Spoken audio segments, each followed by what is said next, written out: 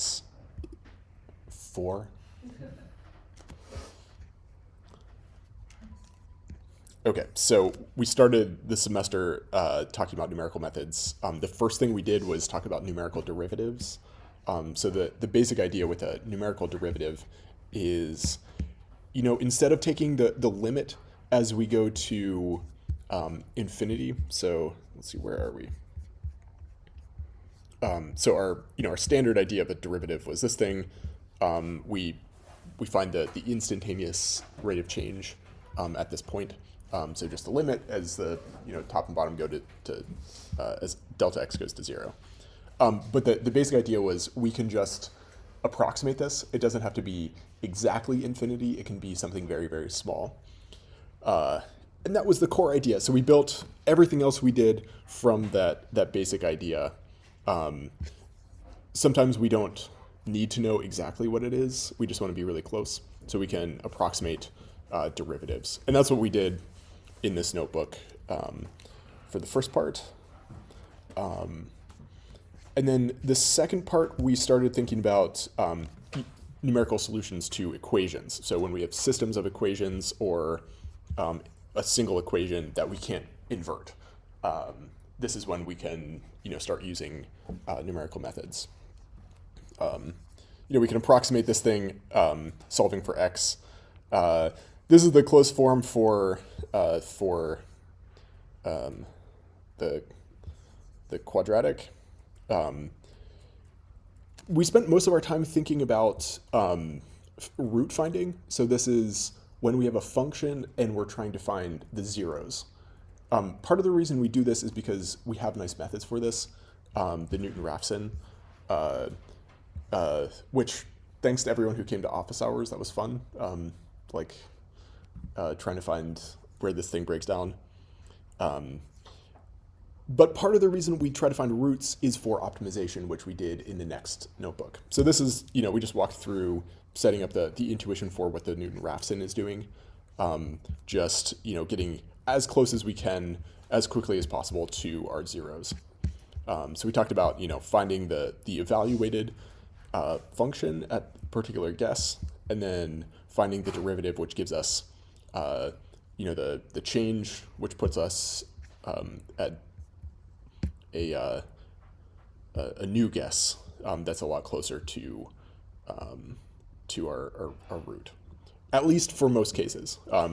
And this is what we spent a lot of time doing here, thinking about root finding.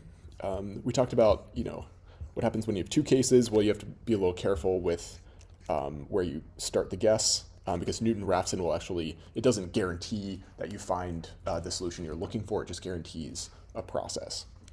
So we have to think about the process when we actually do the construction. We talked about some edge cases, so this is, we have two roots, and then we have this asymptote towards 0. We also added, I guess this was the +1, where we shifted it up by 1, so this actually never hits 0, or it doesn't asymptote towards 0, it asymptotes towards 1. And we talked through, you actually have to be pretty careful about how you're handling these things. Make sure when you think you have a solution, you plug it in and you check that it actually is a solution. So that's what we did here at the end, just being a little extra careful. Any questions here? This is from I guess we did some of this last class, maybe all of this last class. You'll notice I often forget where we ended and what the sequence was.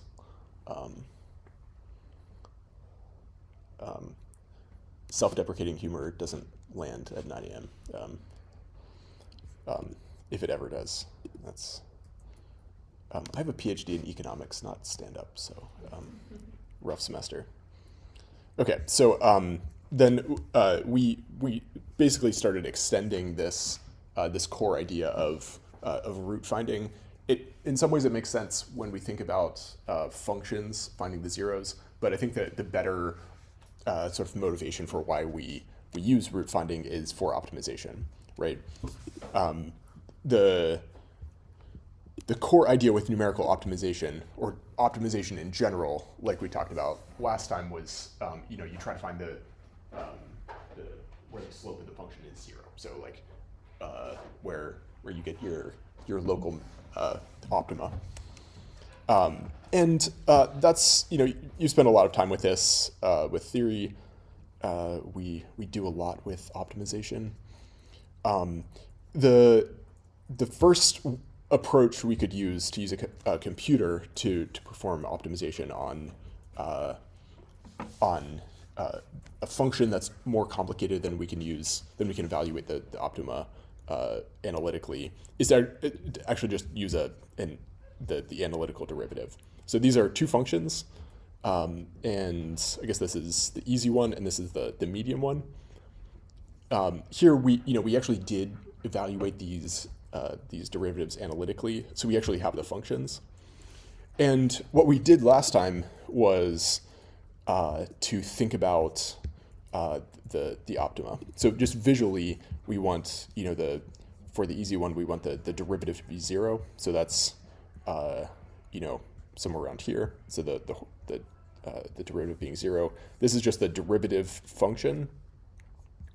And the idea with optimization is, instead of thinking about, this is of course a lot of review for you, but thinking about the slope being 0, we can just think about the derivative being 0.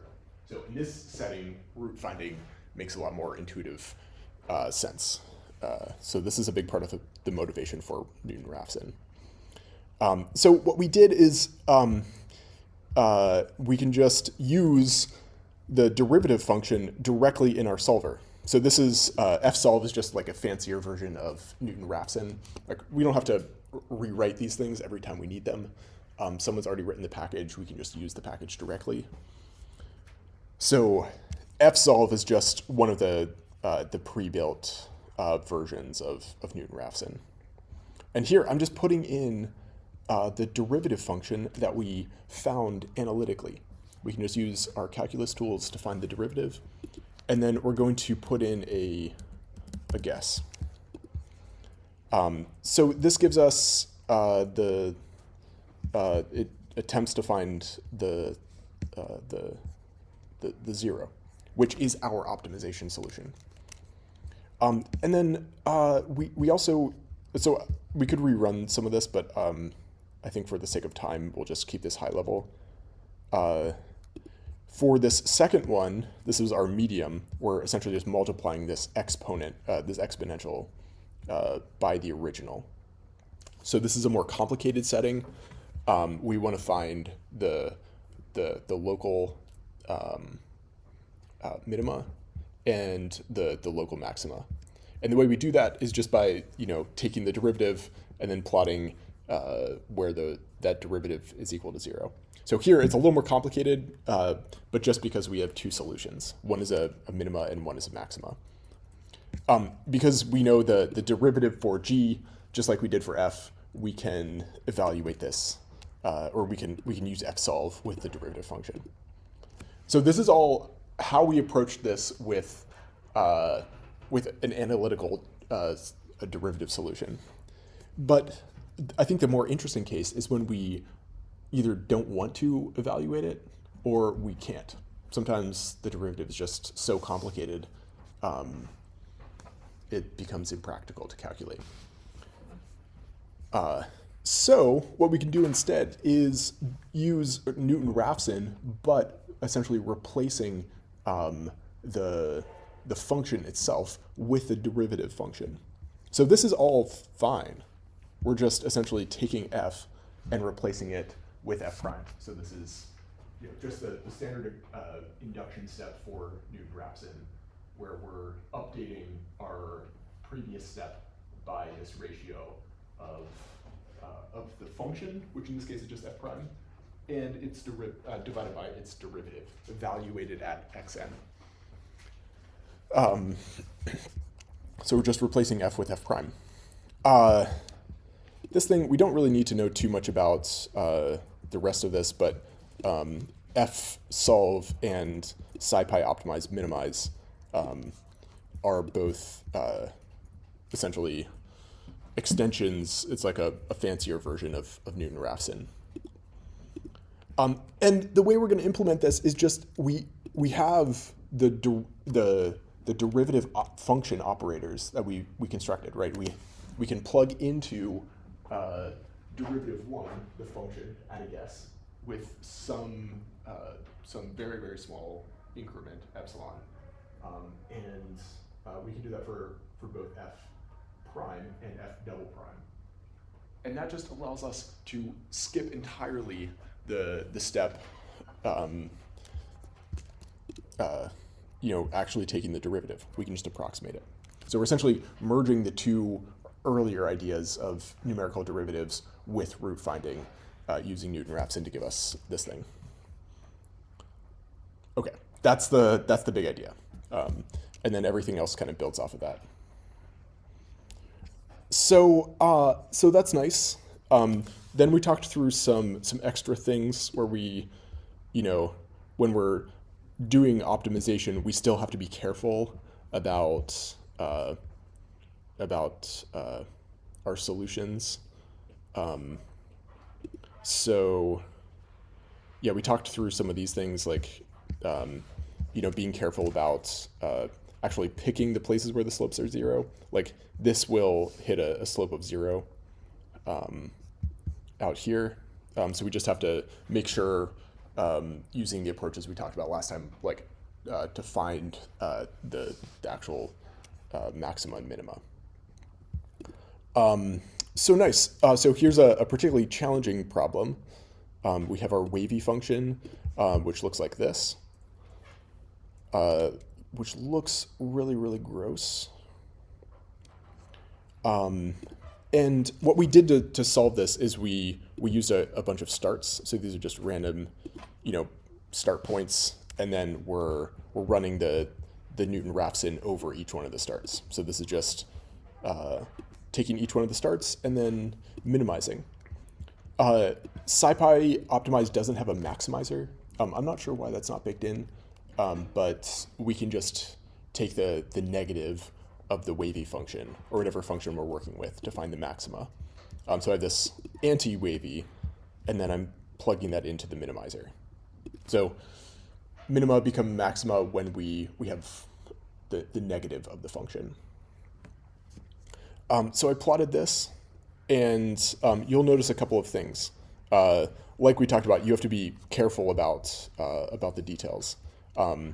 These particular starts work really well for picking the minima, but for the maxima, we actually have some problems. Like the big one is we actually didn't have enough granularity to pick this maxima here. So you could change the starts, make these denser. But figures are going to be really useful when you're setting these problems up. So one of the big conclusions we made last time was when we're using convex optimization approaches, we can actually just analytically find all the solutions really nicely. But when we're using numerical methods, we have to be a little more careful. There's just much more that can go wrong. So these are just some pictures of some of the ways that can happen. Any questions about that? I think that's about where we left off last time.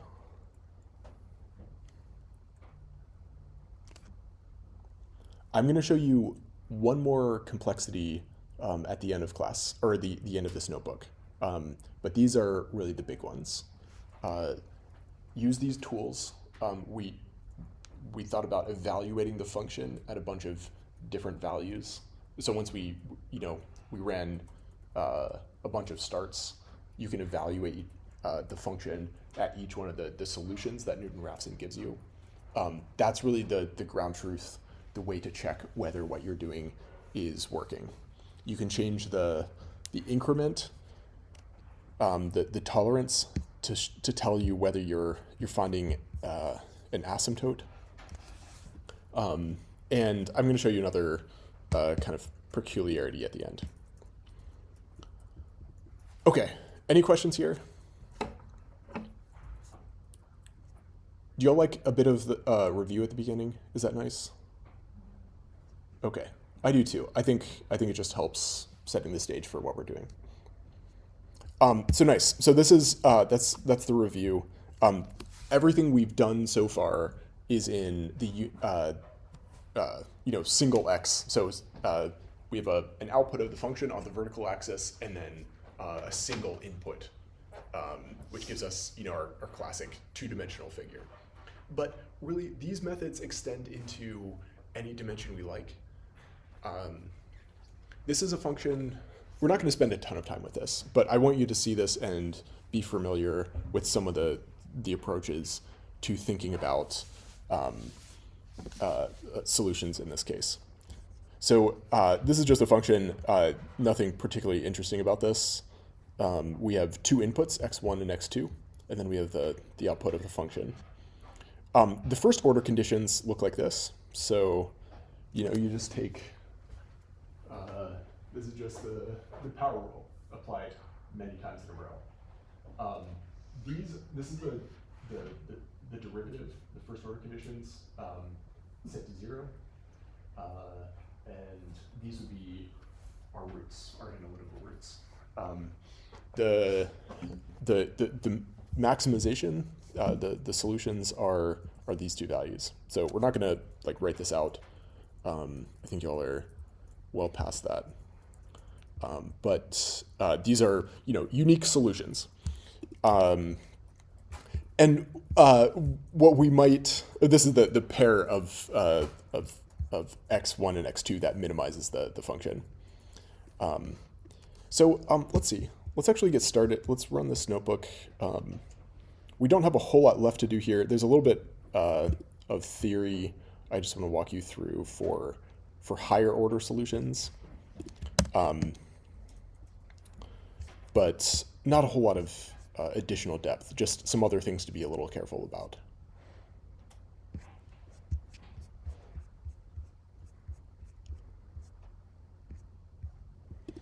Okay, so here's our function, and these are just some evaluated values. So this is, we plug in 0, 0 into our function, and that gives us 0. So essentially everything goes to 0. And then we have, just two other values.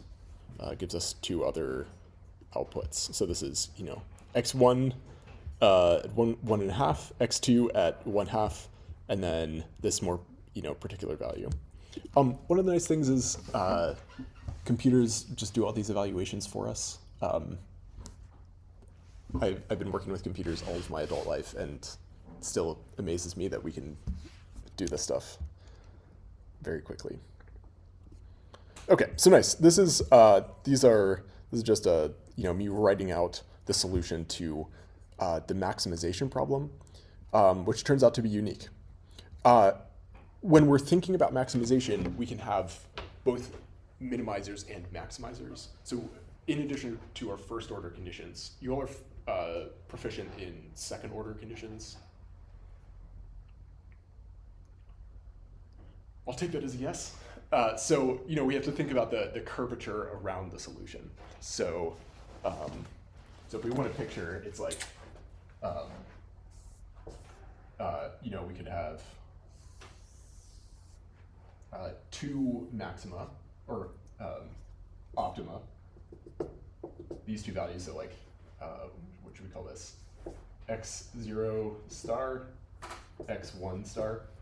And we want to think about the curvature around these 2 points, right? These are optima. One of them is a minima, a local minima. And the curvature is upward. So if we're thinking about the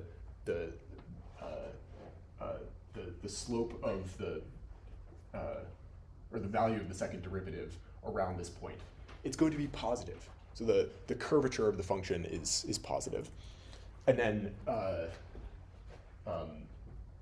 the curvature around the maxima is negative. So this is just the basic idea with the second order conditions. We just want to check whether the thing is a maxima or a minima, and we can do this by evaluating the second order derivatives. You've all seen the Hessian? You can say no. You have not. Okay, let's walk through the Hessian. which is really just a multivariate extension of this idea. And that's basically all, like, it's going to look fancy, but fundamentally it's just how do we take this idea and apply it to higher order functions. So let me just talk you through some of the details here. So yeah, multi-dimensional analog to the second derivative test. So we're testing here the second order conditions. So let's call this F. And then the second order test is just, so F double prime, and then we're checking it against 0. So if F double prime is negative, then we know this is a maximum. So this is a max. I will always be happy to write my daughter's name on the whiteboard. And then if it's a minima, then the second derivative will be positive. One of my friends recommended Maxine's nickname to be Minnie, which is funny. Okay, so that's the basic idea, and with the Hessian, we're just extending this into multiple dimensions. You familiar with saddle points? So I'm not going to be able to draw this very nicely, but when we're in 2 dimensions, actually, I'm not even going to try. I know it's not going to work.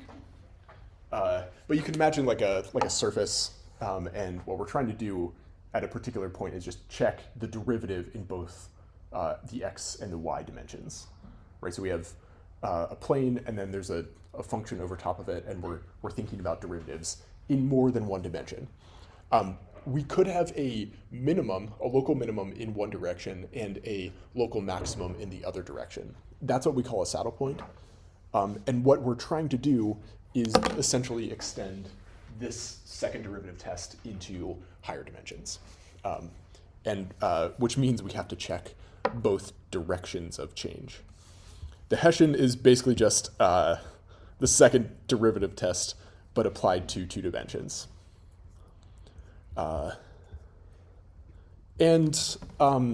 The simple way of approaching the second derivative test is, you can see the diagonal is the same dimension derivative.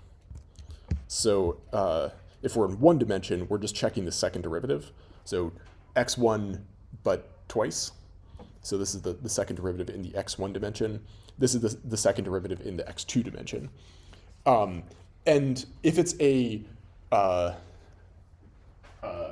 if we're just in one dimension, we're checking just the second derivative in that 1 dimension. And then similarly, we're checking the second derivative in the x2 dimension. The thing we're also trying to check, though, is the off diagonal. So this is like the derivative in one direction, but also like the second derivative in the other direction. This essentially just captures all of the possible types of curvature you can get in 2 directions. 2 dimensions. So this is the Hessian. The standard determinant test for local maxima and minima is this thing. So we take the determinant and we check whether it's positive.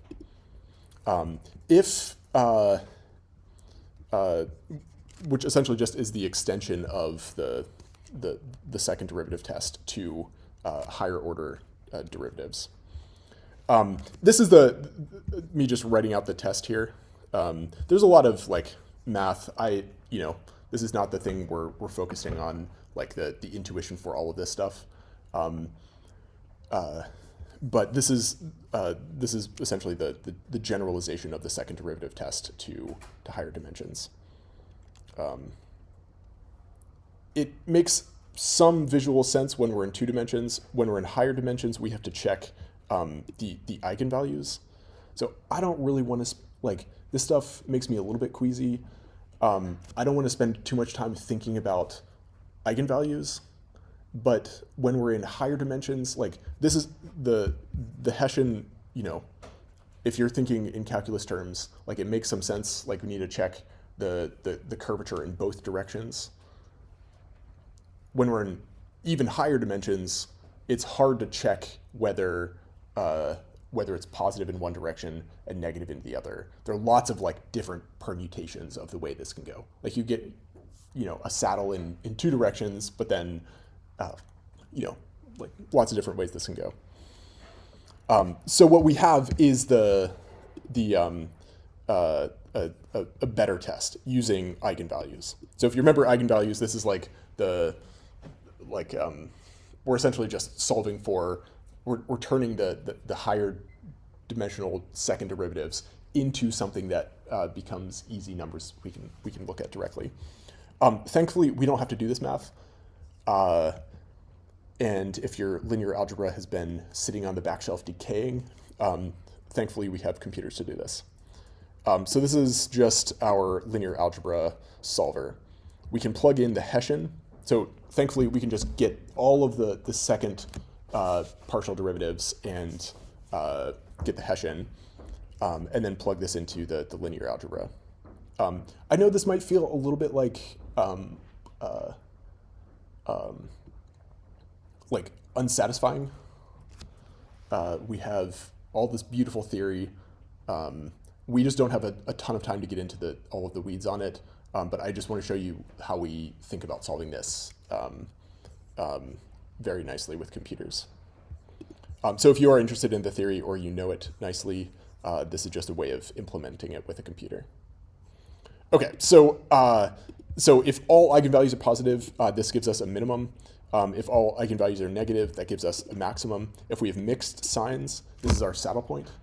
So it's essentially like, we have a positive curvature in one direction and then negative curvature in some other direction. So mixed signs gives us a saddle. Okay. So nice. So let me just show you some of the extra stuff here. We can do all of this. We can get the Hessian, which gives us the curvature, and then we can solve for the eigenvalues using the Hessian, using SciPy optimize. So the first thing, I just have this, our two-dimensional function here. My initial guess is at 0. And then this last thing is just telling it to use essentially the fancy version of Newton-Raphson, which gives us a result. Let's just run this first part. So this is we started at 0, 0. This is the optimized value. So this is a two-dimensional vector. So this is x. We have x1 is this thing and x2 is this thing. And then we just plug that into the function to get the optimal value. So this is negative 3.5. And it's telling us that we actually did achieve the thing directly. So we didn't run into the standard problems we've talked about with these Newton-Raphson optimizers. This is a well-behaved function. We should get a nice result, and looks like we did. So then the next thing we're going to do is actually just one of the outputs of result. So if we print out result, we might be able to see this.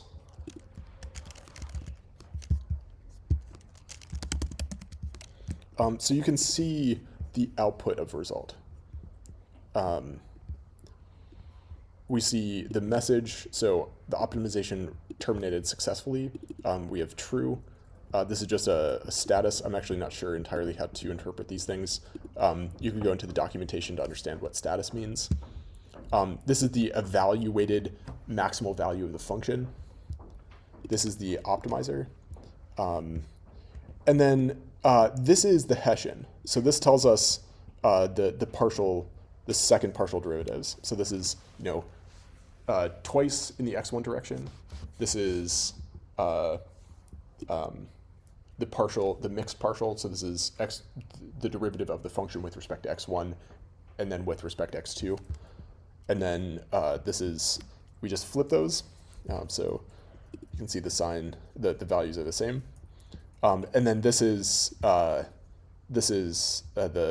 second partial with respect to x2. So this is our Hessian. This is the computed one.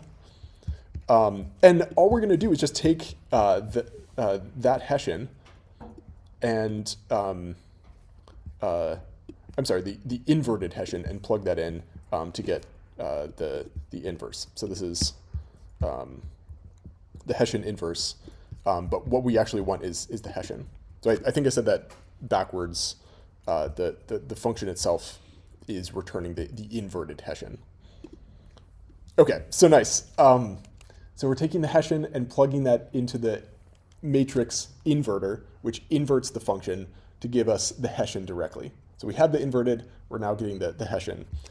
And what we actually want are the eigenvalues. So with two x's, we can think about the partials and run a sort of a simpler version of the discriminant, where we're figuring out if it's a maxima or minima or saddle.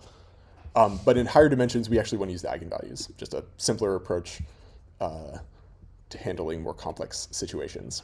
So here, I'm just going to, I got the Hessian, I'm going to plug the Hessian into this function, which gets the eigenvalues, and then I'm going to get the eigenvalues, and then find those. Okay.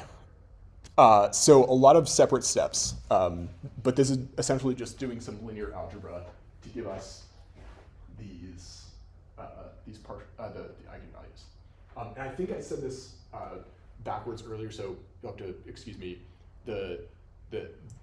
I was talking through the inverted Hessian when we looked at the result. So these are not the partial derivatives. This is the inverse of the Hessian. Here we have the Hessian, which gives us the partials and then the mixed partials on the off diagonal.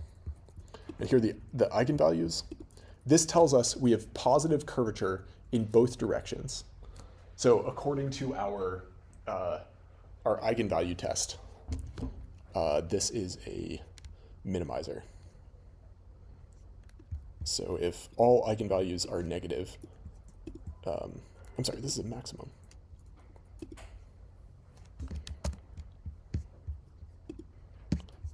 Hold on a second.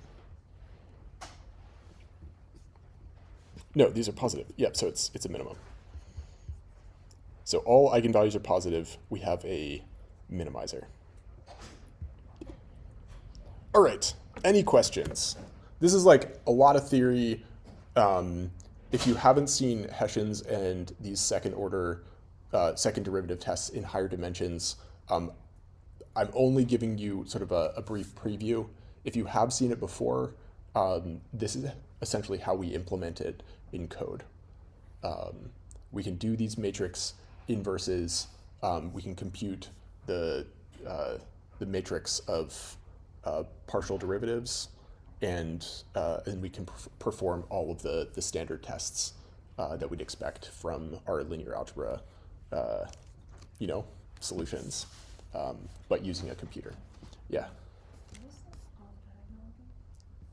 Yeah. So that's so we have when we're looking at second derivatives, we have to think about like the off diagonal is the mixed partials.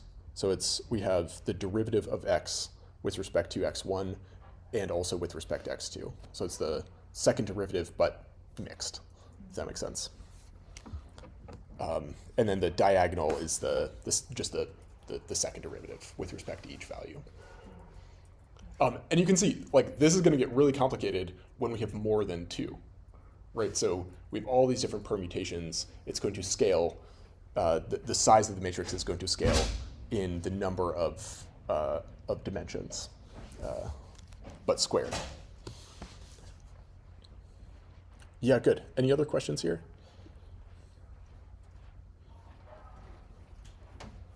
Okay, so I think this is a bit of a slog. The main idea here is if you're interested in thinking about higher order functions and thinking about minimizers and maximizers, this is the kind of thing you will have to do.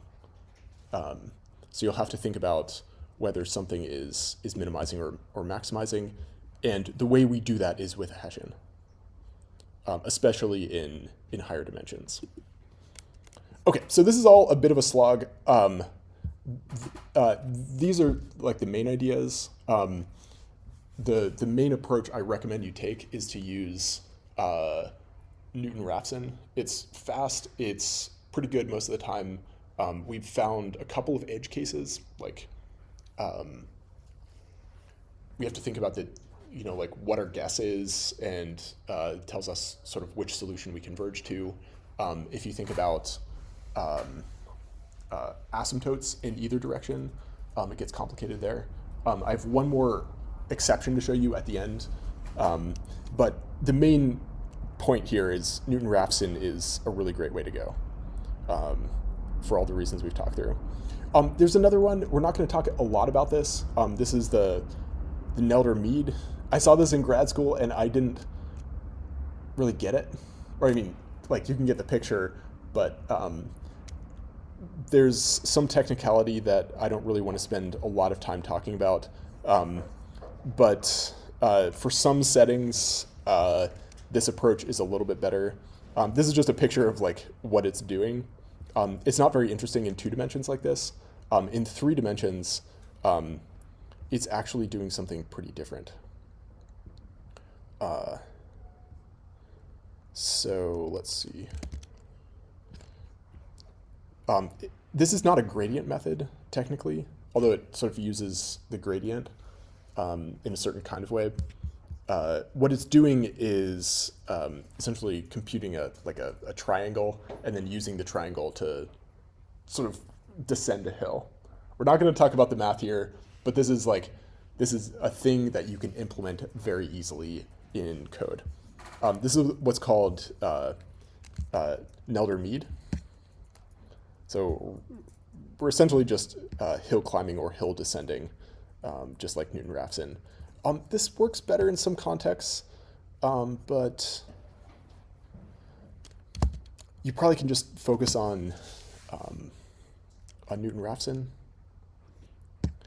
All you have to do is change the method from the original one, the BFGS, which is code name for Newton-Raphson, to Nelder-Mead, which looks like this. So nice. We have, when we're thinking about scalars, we can also define the bounds. So what if we don't want to look at an entire region, we just want to focus on a small region? We can just define that in the minimize scalar function. Maybe I'll say one more thing here. We have a bunch of other approaches. Like, I don't know, you're probably sitting in, like, if I were in class, I would be thinking through all of the different ways I could try to find better approaches to maximizing functions numerically. Like, I took a bunch of classes on this stuff in college and grad school, and we talked through a bunch of problems. Lots of people through history have thought about ways of solving better than Newton-Raphson, and we have lots of them. One of them is that Nelder-Mead. Another one is what we called simulating annealing, which is a way of finding global optimizations, global optima. So if you know anything about, as you'd expect, at least I expect you to know a lot about metalworking.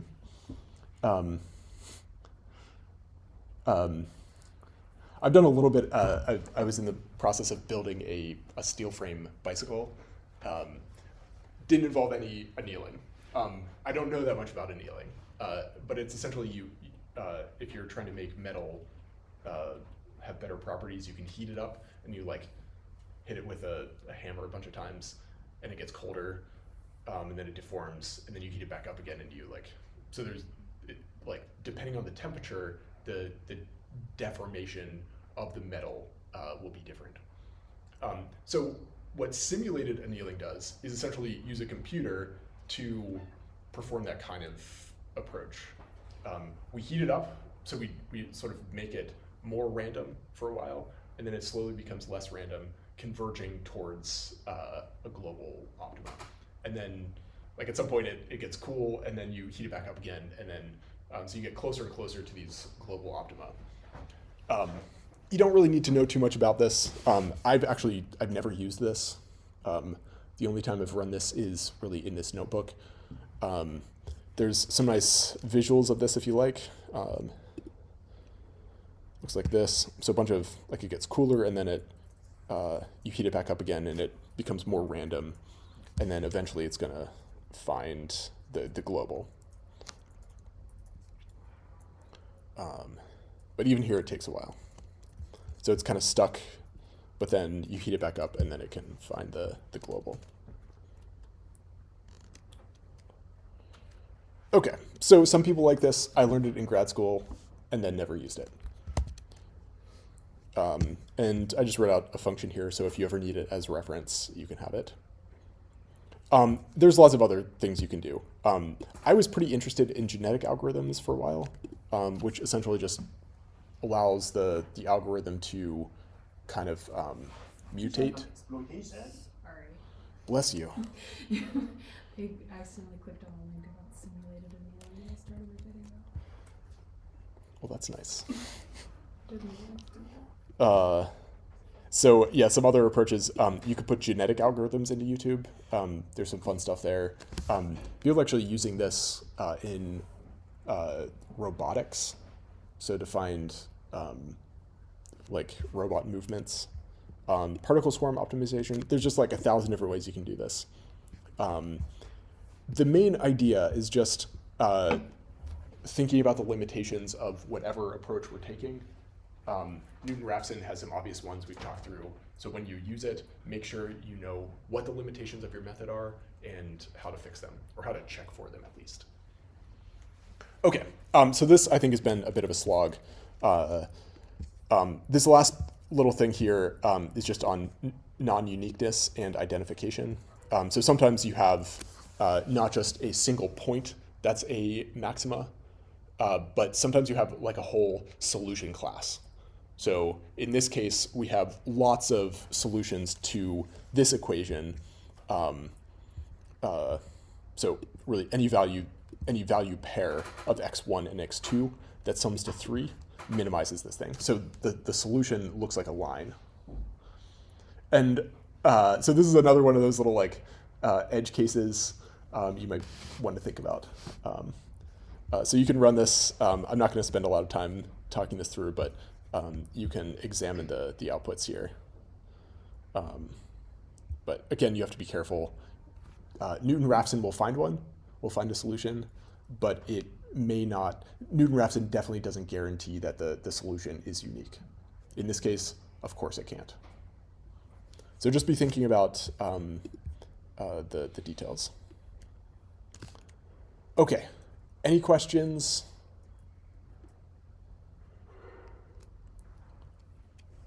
Love seeing a Hessian at 9:30 in the morning. So use it as reference material. If you're solving problems like this, you need to be thinking about the curvature around your solution if you're making claims about it being optimum or minima. You could use a figure. Sometimes that's nice, but in higher dimensions, those like non-systematic approaches break down. We've developed these systematic solutions so that when we go into more complicated environments in higher dimensions, we can systematically solve them. Even though sort of our textbook, like simple solutions are pretty clear. You wouldn't need a Hessian for this, but the more complicated situations you might. All right, let me introduce, I think, my favorite solution approach, simulation. And then maybe we'll take a break right after I introduce this. So nice. We have a couple of little simulations to run today. Simulation, I ran a bunch of this in grad school, actually. I was building a model of voting behavior and geographic sorting. And so I was thinking about like where people were moving to and how they were voting, which is like a spatial problem and a decision problem. These things at the very beginning of my thinking about them were hard to model mathematically, right? Like you start with just a vague idea of what you're trying to do, and then you move to more sophisticated models. So what I'm going to talk you through is a way of thinking about approximating solutions using the law of large numbers. So just like numerical methods, we developed these so that we can solve more complex types of problems than what we can with analytical solutions. We're going to talk about election modeling in this notebook, but I don't know. I've followed like Nate Silver doing election modeling really the whole time he's been doing it. And my question, I listened to him talk about the details of the models he was building. Simulating an election is so complicated that it's very difficult to write down a mathematical equation to do the prediction. So we have to turn to something else. When I first heard him start talking about these things, I was learning statistics, and I thought, why don't we just write down like a statistical model that handles all these things? And the reason no one does this is because it's too complicated. So what we're going to talk through is some of the ideas for why we use simulation and how we use it effectively. We're going to start with a simple case, and then we're going to build up to actually doing a simple version of an election forecast. And the main idea is exactly the same as our previous ideas, right? Like we live in complex situations, and doing these kinds of things analytically is just generally, or at least it can be intractable. Okay, so this gives us a way of ballparking our solutions. I'm going to just run an import here. This is the file path, which points to the internet, to my website. And we're going to use some data directly from it's a little bit outdated. It's from the 2020 election, but it's from The Economist, and we're going to use it to make some forecasts. Okay, so you've all seen the law of large numbers. This is just a bit of a review of what it tells us. If you have an IID sample, so each one of our observations is independent and identically distributed. It has some finite mean, so the mean is not blowing up to infinity, and then the variance is also not blowing up to infinity. So these are just finite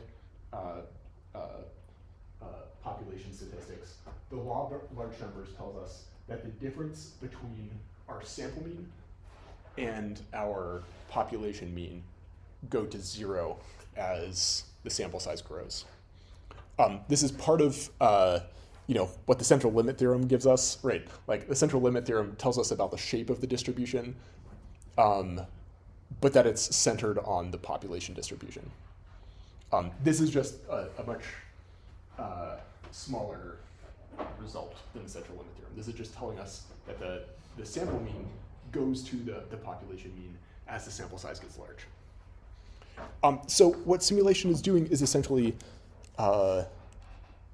giving us a brute force calculator. We're just going to run a bunch of like random draws from some underlying distribution, and then run this in like 1,000,000 times. And that's basically the whole idea. It's just the law of large numbers gives us some nice results. So I think the best environment for simulation is when we know, when we have something we can draw from. So if we have like a function, we can just draw from it.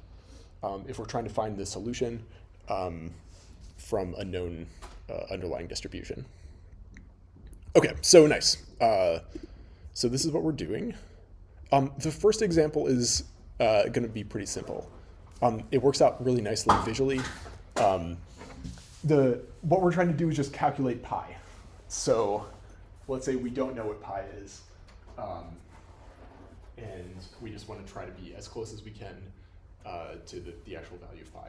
What I'm going to show you is not the best approach to approximating pi, but we're going to do it in two different ways, and this will at least give you a visual idea for what we're doing in simulation. And then I haven't done this in the past, but I want to try to simulate Euler's number. So we're going to try to also simulate E. I haven't written out the code for it, so I don't know how it's going to work exactly. Or I don't know if it's going to work perfectly. But using simulation as a tool, we should be able to approximate it. Okay, so here's the example. So if we know something about the math, this is like one infinite term analytical solution to pi. So this is just an approximation, or I should say it's an infinite term analytical solution. If we use anything that's not infinite in its terms, like if we censor this at all, it becomes an approximation. So the first thing I'm going to do is just use this to approximate pi. We can't actually have a computer run an infinite number of terms. So we're going to check how close we get at each one of the runs. This, I think, will not feel like the kind of simulation we're about to run. Or it's not going to feel like the main kind of simulation we're going to use in the notebook. But it at least gives us an idea.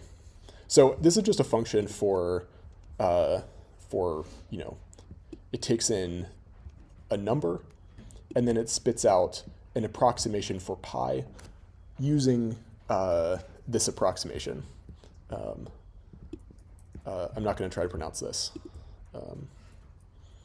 It's probably not that hard.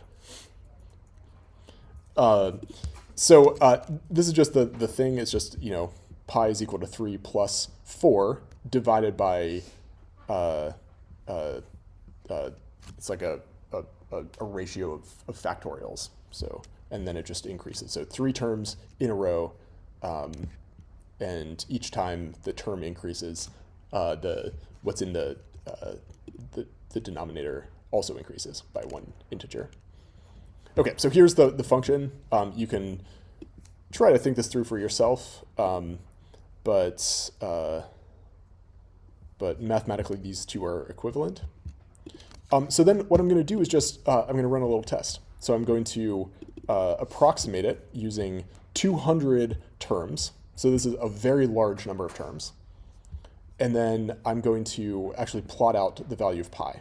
And we're going to check these two against each other and calculate an error. So I just ran this. This is a pretty good approximation, right? We're good to, I don't know, what's that, 8 terms? 7 terms? 10 terms? So I can't pronounce, my jokes don't land. I also can't count. I think I can write some code. So yeah, maybe 1, 2, 3, 4, 5, 6, 7. Yeah, I guess if you include E, then it'll be 8, let's say. Okay, so nice. So here's our error, and it's pretty good. We can check the convergence. So let's just plot a nice little figure here. We're going to, so let me zoom out a little bit. The vertical axis is the error term, and then the horizontal axis is the number of terms. So as we increase the number of terms, the error gets closer and closer to 0. We're never going to get 0, but this is kind of the shape of the convergence, all the way up to 200. So we start, this is essentially an asymptote getting closer and closer to the truth. Okay, any questions here?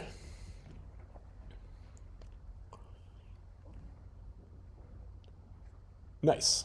I think this is hopefully pretty straightforward. This is one approach, right? If we have an analytical result, so we can prove analytical solutions are exact in the limit. We do this a lot in calculus, number theory, a lot of areas of math where we do these infinite series. In practice, we're never going to know exactly the infinite values, right? Like if we're trying to get an actual decimal expansion for pi, this mathematically, analytically, is not going to be helpful. But a computer can be helpful by giving us approximations by essentially censoring the series at some upper limit. And that's what we just did. So that's what this looks like. But I think potentially the more powerful, more general result, more general tool is what we call Monte Carlo simulation. How many of you have seen a Monte Carlo simulation before? Nice. In what context? Done ever? Oh, no. We've done a bunch of them in previous classes, like in Monrod's class. Oh, okay. We did a lot of like versions. Monte Carlo. Okay. Probably other ones too. Okay.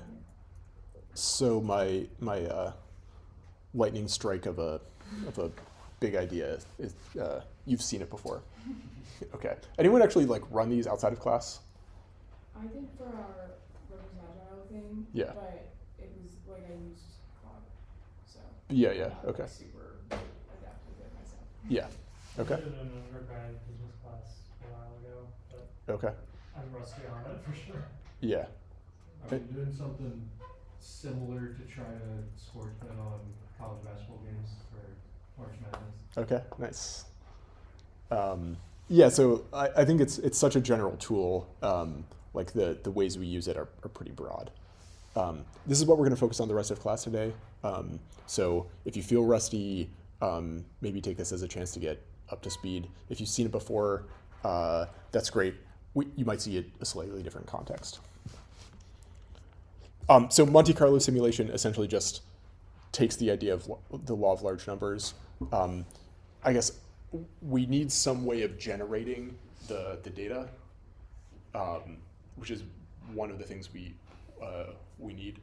So in this case, with a computer, if we're trying to approximate pi, which is what we're doing here, we can think in geometric terms and then just randomly draw. And then we're going to use a function to evaluate whether an exact value is inside a circle or not. But what we need are two things in this case. One, we need the equation for a circle. So we need to be able to check whether a point is inside the circle or outside the circle. But then we also need a way of generating random draws.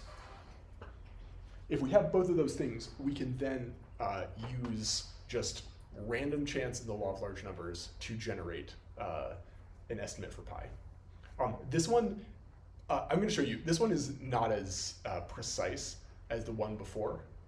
If we can bring in, like with Newton-Raphson, with the approximation for pi, if we can bring in some extra insight, some mathematical insight into the code we're running, we can actually converge much more quickly. So in some ways, Monte Carlo is a very brute force approach, but like in some ways it's really nice, right? Like it's so general. We don't have to have specific functions and specific insight into our solution to be able to find solutions, right? Like that's part of the power of this thing is it's very, very general.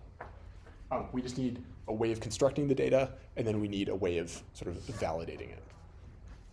Okay, so here's the idea. We're going to use a Monte Carlo, and we're going to estimate pi by drawing random samples on a square. So I'm going to draw uniformly in 2 dimensions. Just pick a point, on a 2 by 2 square. And then I'm going to assign a value to x. It's going to be 4 if that point lives within the circle. So I'm drawing an x and a y, and it's uniformly distributed over -1, 1. And then I'm going to just give it a value of 4 if it's inside the circle, and then I'm going to give it a value of 0 if it's outside the circle. The expected value of this function is pi. So the expected value of x is the probability that the point is within the circle multiplied by 4, which turns out to be exactly equal to pi. The math here doesn't matter so much. I'm going to show you the picture, and it's going to be really clear what's happening. But this is essentially what we're doing. Have you seen this before? So you've seen Monte Carlo, but you haven't seen the approximation for pi. This is the prettiest picture you'll see all day, especially after those Hessians. Okay, so what I'm going to do is just, we have 10,000 observations, and I'm just going to draw like both dimensions are going to be independent of each other. This is a 2-dimensional uniform distribution between -1 and 1. And then I'm just going to check. So this gives us 2 vectors, u1 and u2. And then I'm just going to check that the point falls within 1. So this is just, let's draw a picture. So we just have,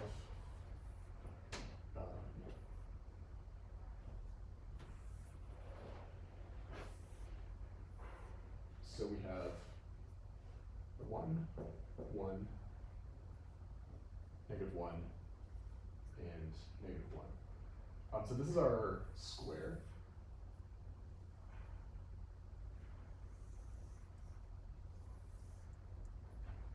Poorly drawn square, but what we're doing is we're just checking whether the point is within 1 unit of the origin. So we're just checking whether the point is less than or equal to the radius of this thing is less than or equal to 1. The magnitude of the vectors is less than or equal to 1. So that's what this is doing. So this is just Euclidean distance, and then we're checking whether it's less than or equal to 1. If it returns true, then we assign it a value of 4. If it returns false, we return it a value of 0. And then all we're going to do is just calculate the expected value of this sequence. So if it's 0, we're just going to, expected value of in circle, take the mean. So when I run this, I get this number. So this is 10,000 observations, and then the expected value is 3.123200. The actual value of pi at at those digits is pretty close, but it's also pretty different. So if you remember, this is 10,000 observations.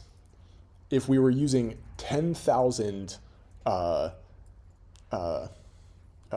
terms in our approximation from before, we would be much, much closer. Like, this is 200. If we use 10,000, this thing would be just very, very close to the true value of pi.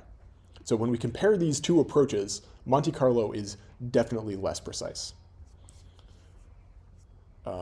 So the picture I want you to have in your head when you think about Monte Carlo looks like this. This is how I visualize Monte Carlo. When I'm constructing one for myself, I think about doing this kind of thing. So here, I'm just drawing 10,000 observations and then dropping them on this 2 by 2 square. I'm checking whether they're inside or whether they're outside the circle, and then I just assign 4 if it's inside and 0 if it's outside. And this must give us the value of pi if we do this large enough. So this is the picture. Any questions here? So let's check convergence. So what I'm going to do is run this with increasingly large sample sizes, and then run that at a bunch of different values. So we can check for convergence here. We saw before, like, the picture of the approximation, the analytical approximation was convergence happened really quickly. Here, it happens less quickly. So let's see, we have 1,000. We're in the ballpark. Like, it definitely gives us 3 point something. In this case, it's 3.1 something. 10,000 is 3.1 something too. 100,000 is getting us a little closer to 3.14, but it's not quite. And so on. I'm just going to make a figure here. This is a figure of the convergence.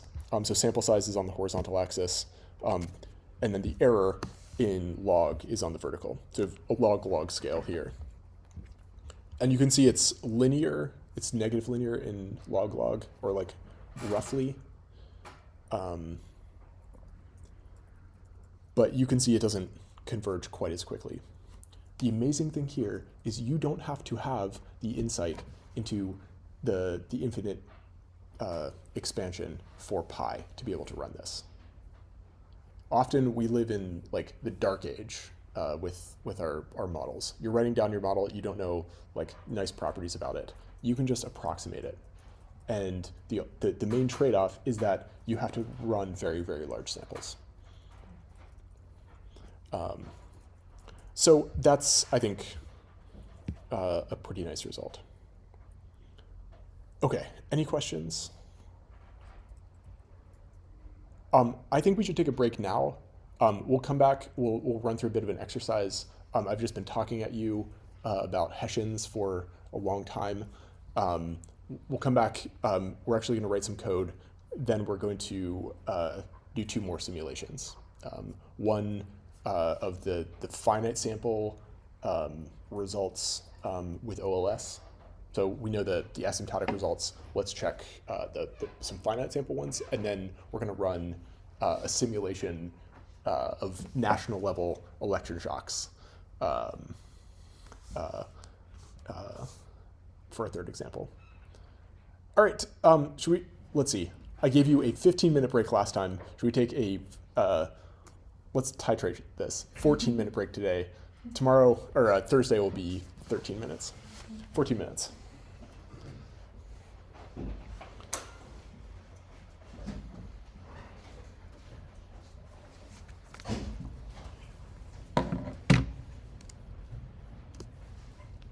So you were building a frame? Is that, I know there's a course somewhere outside Pittsburgh. Was it through that, or? Nope, it was just something it was like, some skills I picked up, just DIY.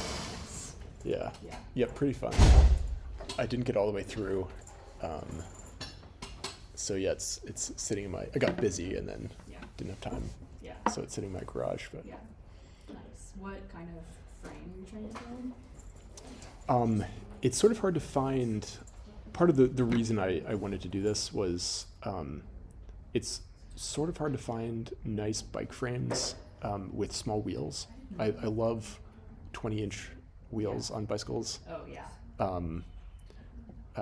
They're really popular internationally, but they're not that popular in the US. Yeah. Folding bikes, there's always folding bikes. So folding bikes, use it for like compactness reasons. And there is one American company that makes one. It's called Velo Orange. Yeah. You know them? Yeah. Nice. Oh yeah, I saw you bike. Yeah, so you Yeah, must be knowledgeable. Yeah. My partner's a bike mechanic. Oh no way. Where at? Just deep in bikes of all. Yeah. Whole family too. Yeah, I love that. So, yeah, so like building a mini velo. Mhm. And yeah, I was like, while I was at it, I might as well just make it exactly how I want it. Yeah. So I got into the weeds on brazing stainless steel. Mm-hmm. So like, yeah, sourcing just the really high tensile strength Yeah. stainless steel tubes. Yeah. Yeah. Like chromoly type tubes, or Yeah, chromoly's, I think chromoly is not stainless steel. like, yeah, that's probably. I think true. that's the softer. Okay. That's the only type of tube I really know. Like, Yeah, it's the yeah. very popular one. Yeah. But yeah, I was like, okay, if I'm making one, I might as well. It's a little bit harder to work with stainless steel, but Yeah. yeah. Then I've had bikes get wet and rust before. Yeah. And if you use stainless steel, then like it's not perfectly rust Yeah. resistant, but it's a lot better. Yeah. So yeah, dream is still alive, just Yeah. on hold in the background. Yeah. No, that's totally fair. I have, well, yeah, a friend of mine did I can't remember where the course is, but there's some like bike building course somewhere. That's Built cool. her own mountain bike frame, and then In Pittsburgh? yeah, well, the friends in Pittsburgh. The course is somewhere like an hour to, like, I want to. It's like out in the middle of nowhere. Okay, that's cool. I can figure it out. If you find it, send it to me. I'd be interested Right to know. now. And then there used to be 2 bike builders I knew in Pittsburgh. One moved back to Seattle, Okay. but there's still one, Sean Handerhan. Sean Handerhan, yeah. Yeah, and then Ava of Liberation Fabrication. Okay, She moved back I to don't Seattle, know. but she was into weird bikes. Okay. I wondered if I could find a picture, but she had a really cool cargo bike that I think both wheels were 20-inch. It might have Cool. been like 26 or 29 in the back and just 20-inch in the front, kind Yeah. of like what are they called? Is it Yeah, like the- Omnium that does the Like the front carter. cargos? Yeah. It was sort of like that, but much more compact and just the 20 wheel in the front. Cool. It was Love sort that. of like, it was like it reminded me of looking at like a cargo BMX bike. It Okay. was really I love that. fascinating. It was That's really, really amazing. fascinating. Yeah. Yeah, I don't think she's actually building bikes anymore, so I can't even find her website. But it was a really cool bike. That's cool. Yeah, let's see. I ended up becoming friends with I think Sean is he like not building a lot of bikes right now.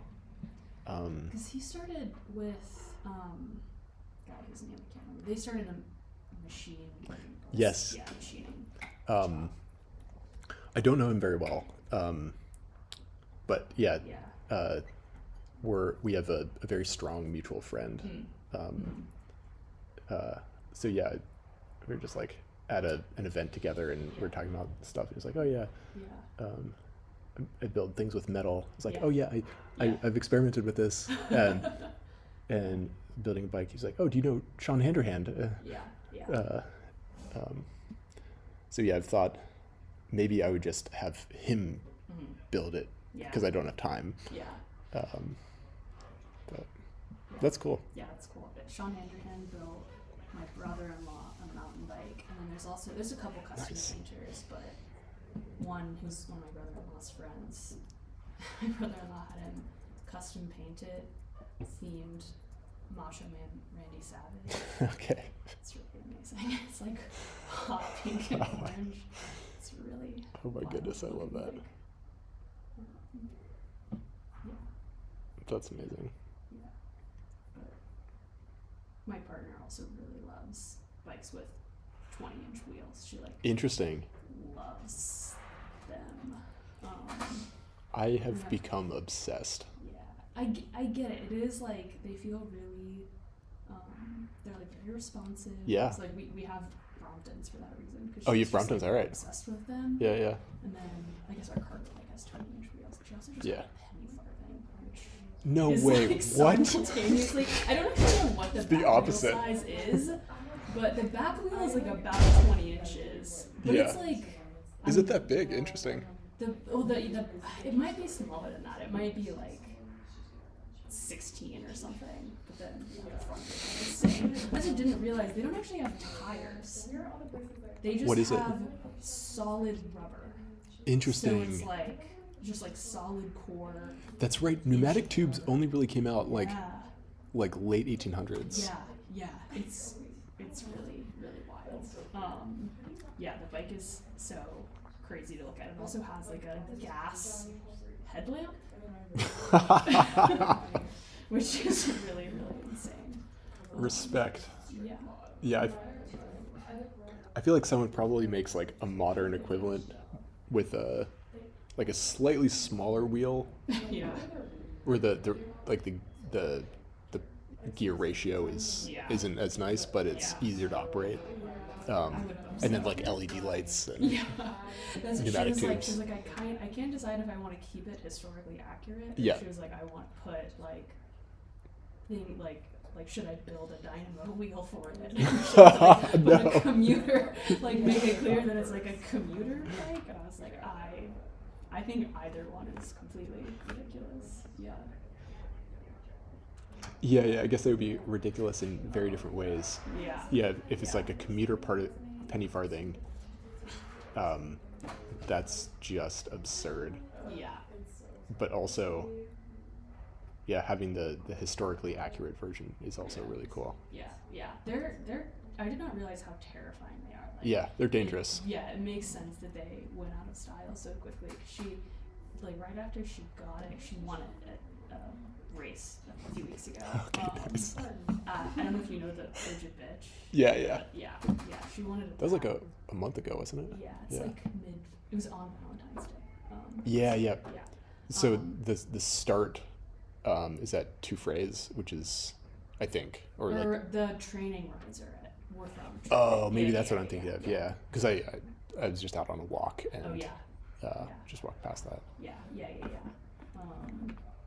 But she then tried to. We live in the Upper Hill, and then she works in the Strip District at Kindred Cycles. She tried to. Oh, she works at Kindred. Okay. Yeah.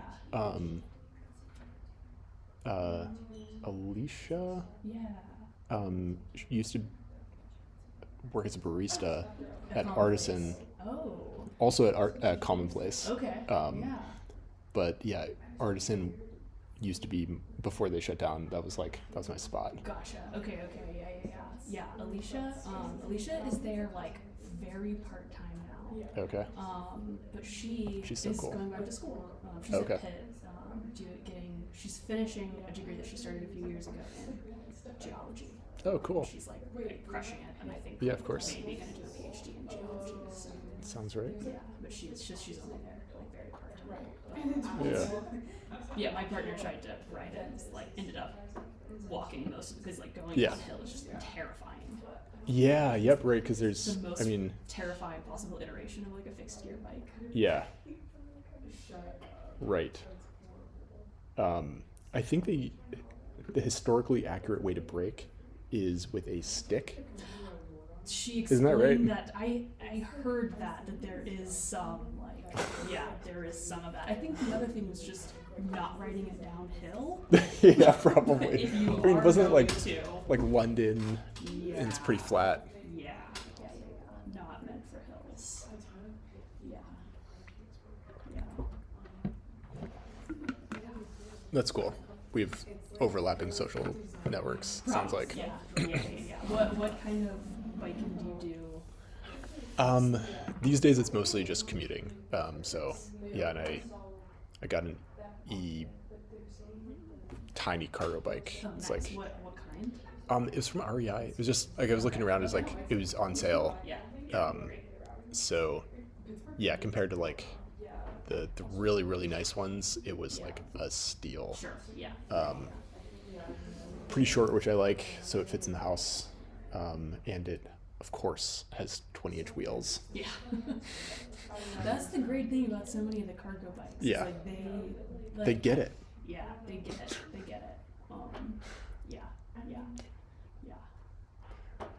What's your shop? Or do you have a regular bike shop that you? I live near Cranix, so if I need like stuff, I get that there. But yeah, with having a bike from REI, you can take it there and they service it nicely. So I did that once. Nice. Yeah. Yeah. Your shop is probably Kindred. It was so chill. And I thought that I it was like being done. am the worst. I do terrible bike maintenance. Nice. I am completely enabled and not doing anything. Yeah. A couple weeks ago, my partner I would do some like came upstairs and she was like, "Did you yeah, notice and any I was weird like, I know, I was sounds like, with my? I just forgot my keys today. I went to lock Yeah. my bike when I got here. And I was Oh, like, yeah, I don't yeah. have my keys. So I can bring it in. She was like, "Did you notice any weird sounds with your bottom bracket?" And I was like, "No, it seemed fine." And she was like, "It was destroyed." Wow. That's like the worst part. I was like, felt totally fine to me. And she was like, "That was the worst possible answer you could have." Just saying you had no idea. And I was like, "Nah, yeah, it seemed fine to me." I don't know. Yeah. Yeah, my chain at the moment is a little unfortunate. I just ride a chain until it dies, and I just play the chain. Interesting. Chain and a cassette. I don't even try to pretend that I'm gonna replace the chain before. I did that once, and it's like if you ride it, mine is I think just rusty at the moment. Yeah. If you ride it long enough, it stretches out, and then that will like eat into the teeth of the gears. Oh yeah. So I always feel a little embarrassed. No, I appreciate like whenever I have like taken my bike to Kindred, I appreciate the tone that they take about it, where they're like, "Good, you rode it, you know? I can tell that you rode it. You rode it until it died." Yeah. I did do that. I didn't do any maintenance along the way. Yeah. But I rode it until it died. Likely we would go down this route, but we haven't tried. Yeah. Yeah.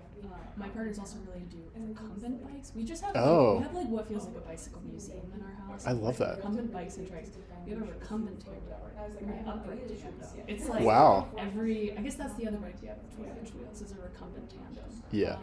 Yeah, recumbents also lean towards Yeah. nicely, correctly sized wheels. Yeah, yeah. It's funny that you would say that. I was confused by the Yeah. questions too. It's Then he a told me that like weird assortment.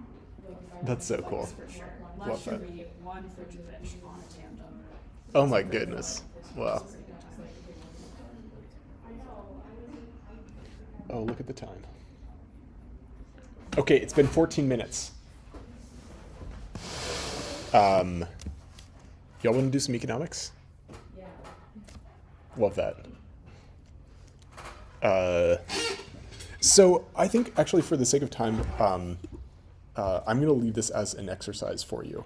What we just did is use some geometry and visualization to get a visual sense of the approximation for pi.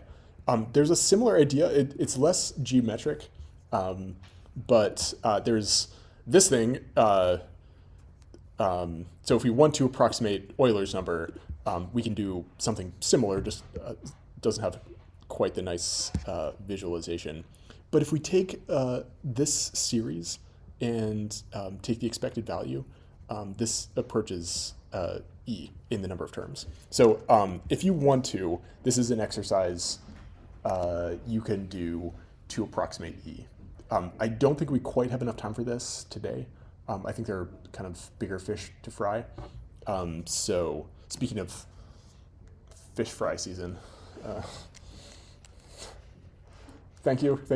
I'm here all day. But take a look at this. This is a good test of your skills. Maybe I'll even put it in an assignment. All right. So let's do maybe a bigger example.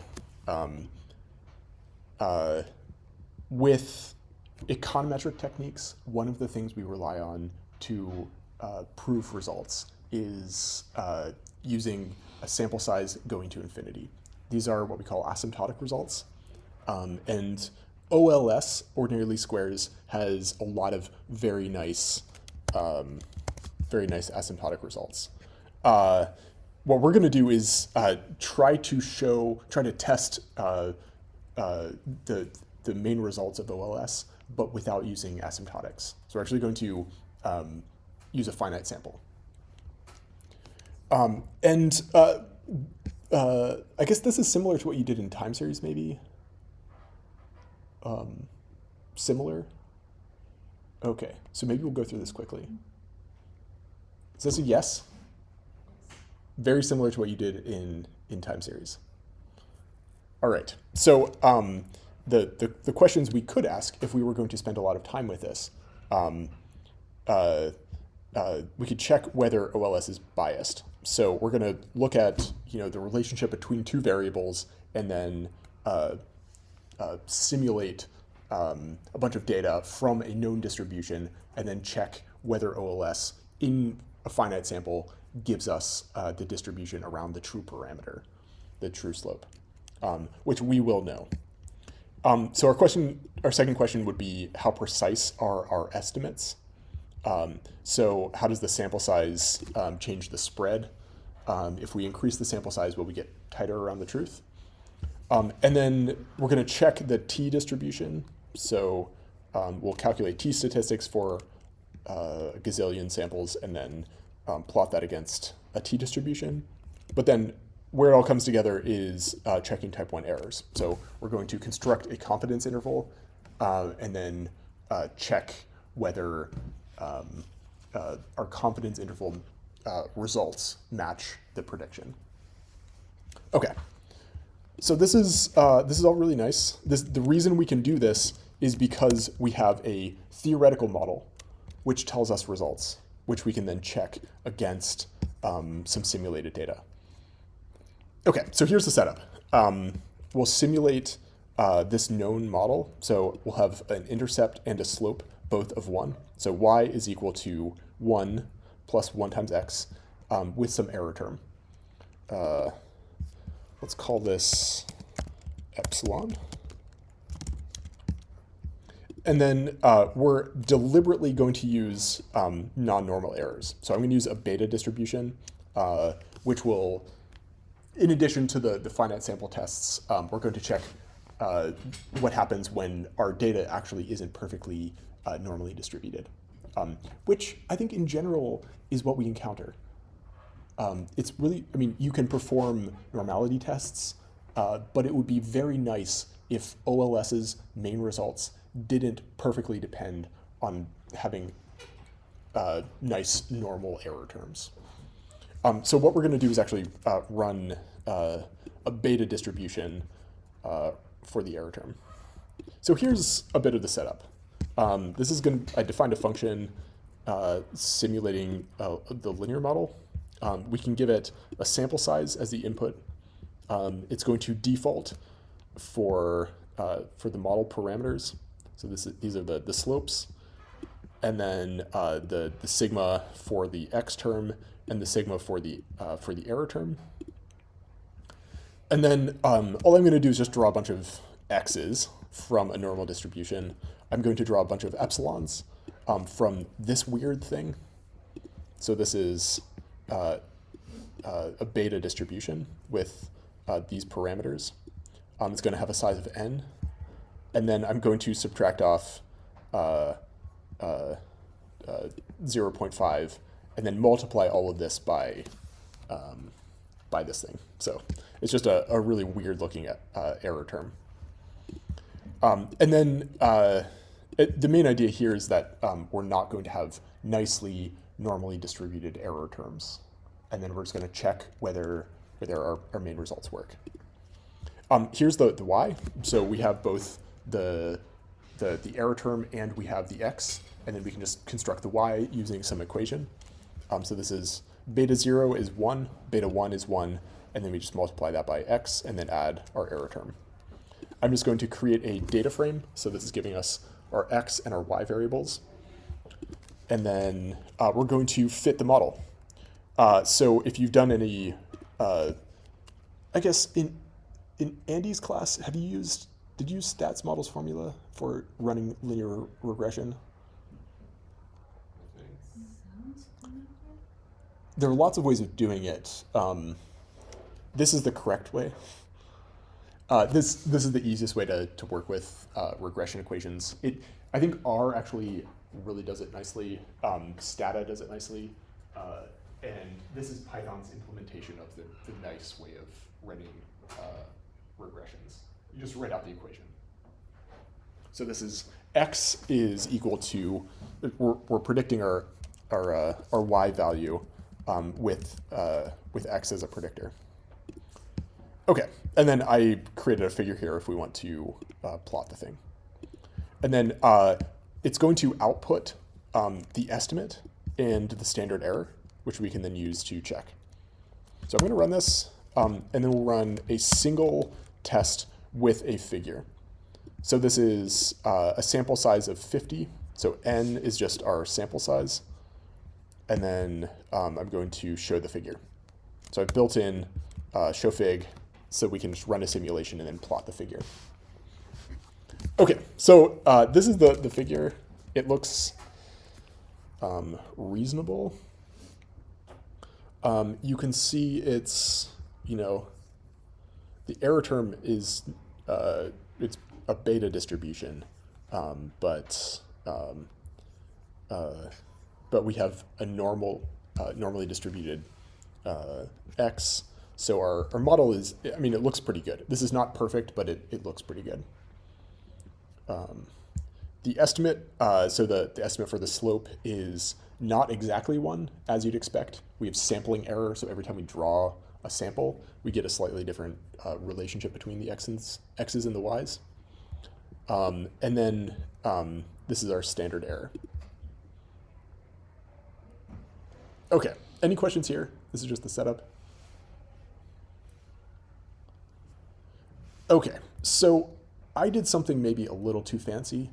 I defined a function called Monte Carlo, which takes in the function, whatever the function is, and then it runs a bunch of simulations. So it's going to run this a bunch of times. By default, this is going to be 10,000. And then we can pass in keyword arguments into the function back here.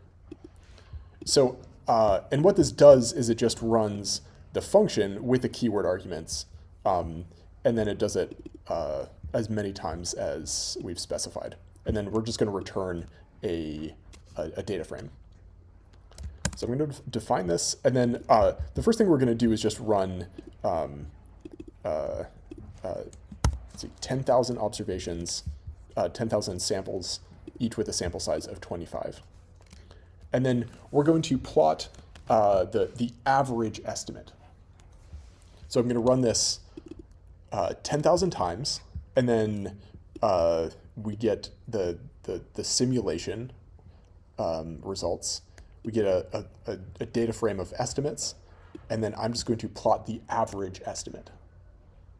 So this is just the average of the 10,000 slopes, which should be very close to the truth. Right? We're running 10,000, we should be very close. I'm also going to plot the standard deviation of the model parameters. So this is, we're getting the slope estimates, and then I'm plotting the standard deviation of the slopes. So across all of our samples, we're going to plot the standard deviation. So here's the measure of spread. And when I run this, you can see this takes a second. So we have 10,000 times we're generating a sample, we're fitting a model, and then storing those results. So this sometimes takes even like 30 seconds.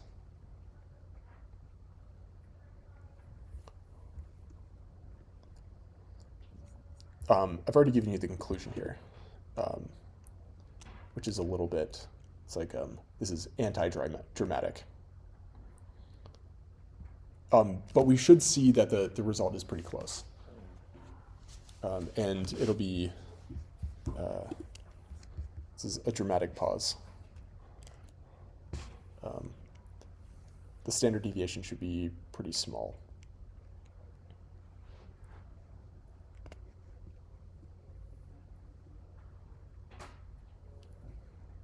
Okay, so here's the result of our Monte Carlo.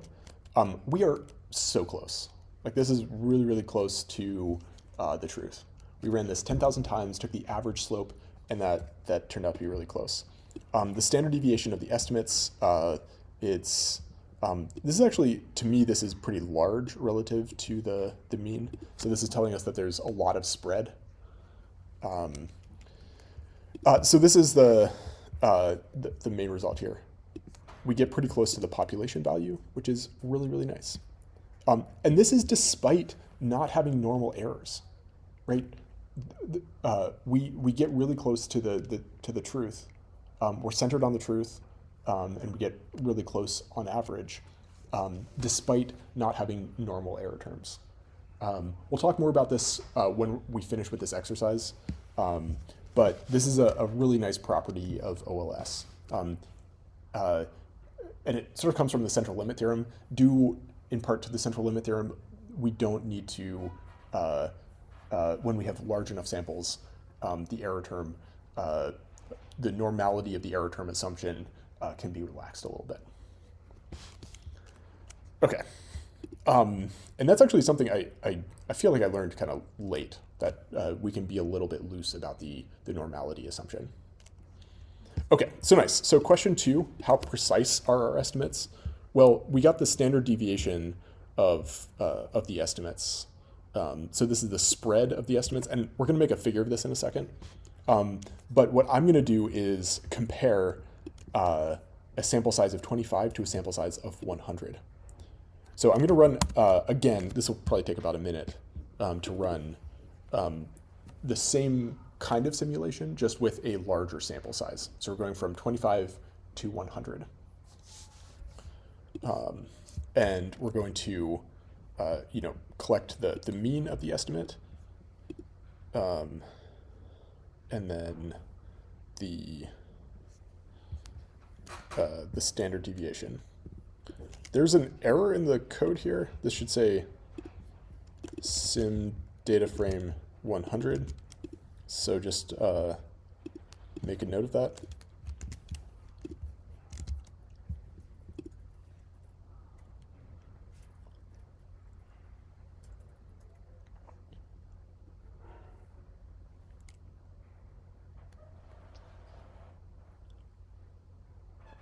It's 40 degrees right now.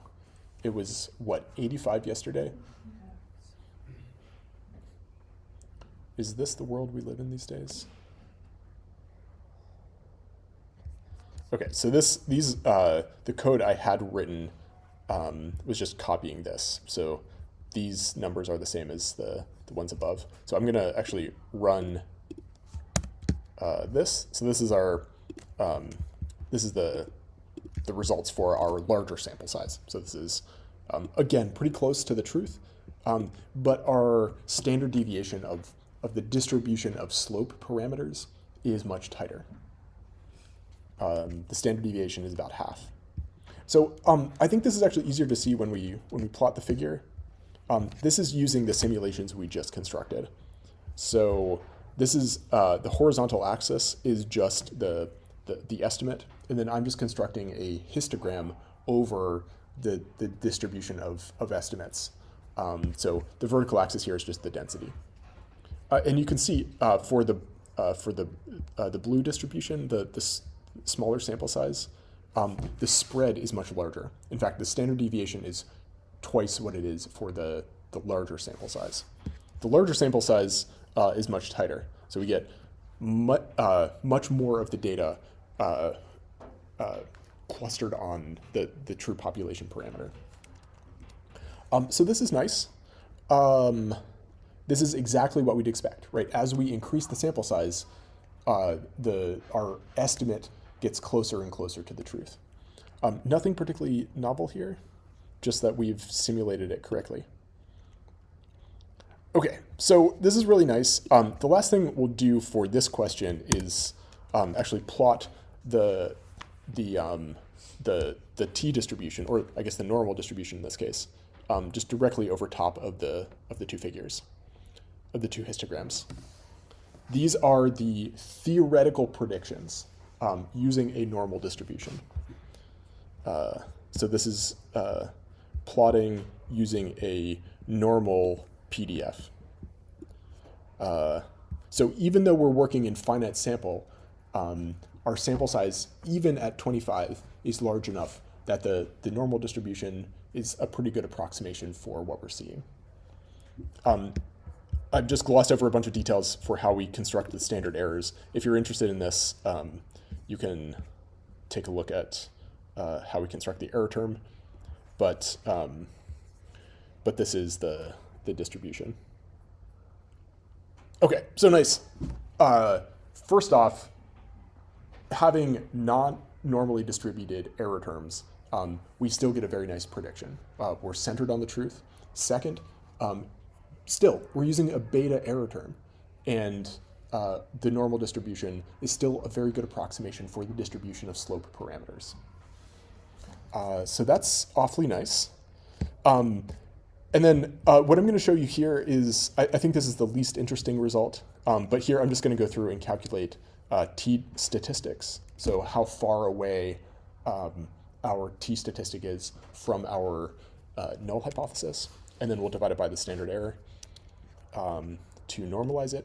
And then this is just the figure of the t statistics for our small sample. So this is a t distribution with 23 degrees of freedom because we have two model parameters. So we're n minus the number of model parameters to give us 23.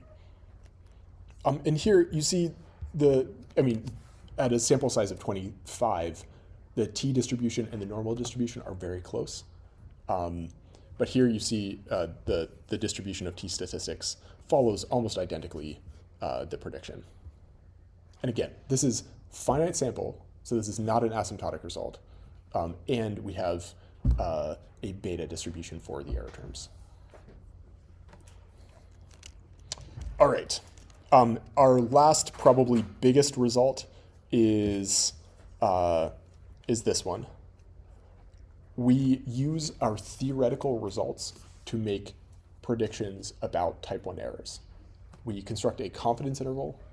The process of constructing the confidence interval should guarantee that the confidence interval sits on top of the truth at the level of confidence that we've constructed it to. So the standard one is 95%. So what I've done here is get the critical t-values. Sometimes it's nice to use critical t-values. It's like the normalized version, but sometimes it's not. Here I'm just using I'm constructing the critical t-value and then finding the number of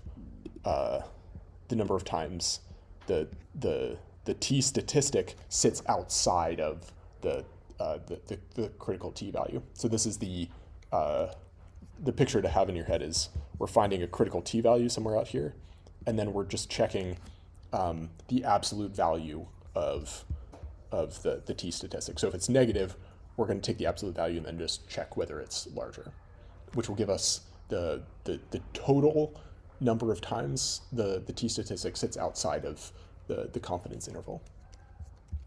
And then, so that's what this is doing. So this is the absolute value of the t statistic, and then we're just checking whether it's greater than the critical t-value.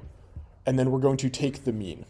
So every time this returns true,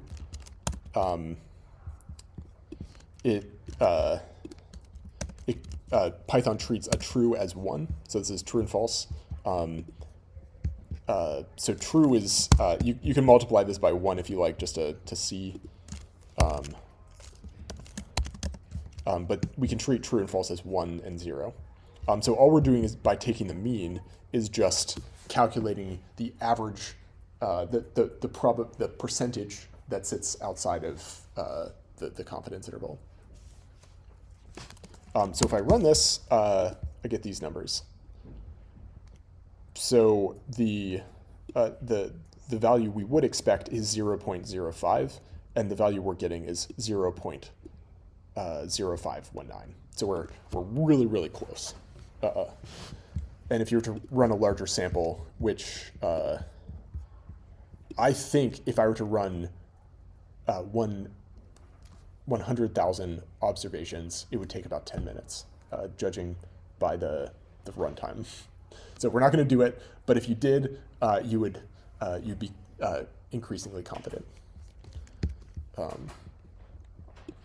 Or the type 1 error rate would be increasingly close to the expected value, or the level we would expect. Okay, any questions here? So, I mean, just to wrap this up, right, like, we got rid of the normally distributed error term, which turns out, even though we think about it theoretically, it's very nice theoretically, OLS actually is pretty robust to non-normal error terms. We just showed in finite sample, the slope parameter is centered on the truth. It's consistent, so this is a way of saying that as the sample size gets larger, the precision of our estimates gets better. The t-test works pretty well. We didn't actually check this, but just visually it looks pretty close. And then I think that the best result we had was this last one, which is our type 1 error is very close to what we would predict. Okay, any questions? So I think this is sounds like this is very similar to what you've seen in your time series class. So we didn't go into a lot of detail here, but this is the kind of thing we can do with Monte Carlo. Remember what we're doing in this notebook. We're thinking about ways of verifying our models. We need a couple of things. One, we need to be able to generate lots and lots of data. So we need a data generating process that we have control over. We have a computer, so we can just do that. And then we also have sort of a prediction we're interested in estimating. So with pi, we were just randomly drawing on a square and then using the equation for a circle to test whether we were inside or not. Here, we're randomly generating relationships between data points, between two variables, and then checking the predictions of our statistical models in finite sample. Okay, and turns out OLS is very, very nice. So the last thing we're going to do today, this is the last thing we're going to do together in the notebook. There's another example at the bottom if you're interested in sports. I guess some people are interested in sports. I watch some football, but that's about it. But there's a nice example from a couple of years ago using soccer. So the last thing we're going to do is simulate the Electoral College. So if you're not American, we select our national leaders, our president, using what we call the Electoral College. So states have different populations, and each we like to attribute generally the population of a state. The higher the population is, the more the state can contribute to the national election. So each state gets a number, and then we count up all the votes from each one of the states, going for one presidential candidate or the other, and then we just count up whichever candidate gets the most electoral college votes. This has nothing to do with universities. This is just what it's called. So each state gets a vote in the Electoral College. We assign electoral college votes based on how the state voted. Most states are winner take all. So if you win the state, the votes from that state go to the Electoral College for the one candidate who won the state. Some states are a little more complicated. Okay, so nice. So this is a great setting. Simulating Electoral College outcomes is, I think, a really classic setting for Monte Carlo simulations. Anyone else like there was a while I would consider myself a political nerd. Yeah, nice. Given up on the last few years a little bit. Same. Yeah. But like back in like, I remember following the 2016 election very, very closely. Like, I lived in Iowa, which was an early part in the primary process. So like, we had like national candidates coming to the local bar down the street. Like, it was really weird. Like, yeah, really like a very weird situation. I participated in the caucus, which is very interesting. And I was also following Nate Silver pretty closely back then, who's building these kinds of simulations. What we're doing today is a simplified version of what national forecasting does, partly because we're not actually going to do any of the estimation. What we're going to do is just take the predictions and then use them to generate national level outcome predictions. But we're not actually going to, there's a lot of details here, and we're going to skip over a lot of them. But the reason this is useful is we can actually use the probabilities given to us by polls. So polling outcomes have sampling variation. We can use that sampling variation to make predictions about which way different states are going to go based on the polls. And then we're going to take those probabilities from The Economist, which is a very reputable journalistic outlet. And they publish a lot of data on this. Okay, so we're going to do this in 3 stages. I think we're going to get through all of this in the next half an hour, but we'll see how things go. The first one is we're going to essentially treat states independently. So we're going to use the predictions of the economist's model for each state as if they were flipping their coin independently. So there's no correlation in outcomes between states, which is not true in general. The correlation in outcome between states is actually one of the big pieces of election predictions. The second thing we're going to do is introduce a common shock. So we're going to say sometimes we have like correlated polling errors. So each like states together will make systematic errors in the same direction. And geographically clustered states also tend to make correlated errors in the same direction. So Pennsylvania and Ohio generally tend to move in the same direction. So if a poll is wrong, it's going to be wrong generally in the same direction for 2 adjacent states. We're going to restrict the independence assumption slightly. And then the last thing we're going to do, which we might not have time for, we'll see how this goes, is we're going to look at what happens if just Texas is different. So we're going to change, one of the parameters in the model for Texas. The main idea with Monte Carlo is that we can do these kinds of things. The specifics for how we model elections are very specific to modeling elections. So I'm going to talk through some of the weeds for how we do this, but I don't want to get into all of the weeds in full detail because it's not particularly relevant to what I'm trying to communicate with Monte Carlo simulations. So if the weeds get too weedy, that is okay. All right, so we're just going to load some data. So the first thing I'm going to do is load this data set from The Economist, which I have on my website. So this is the file path to my website. This is just a data folder.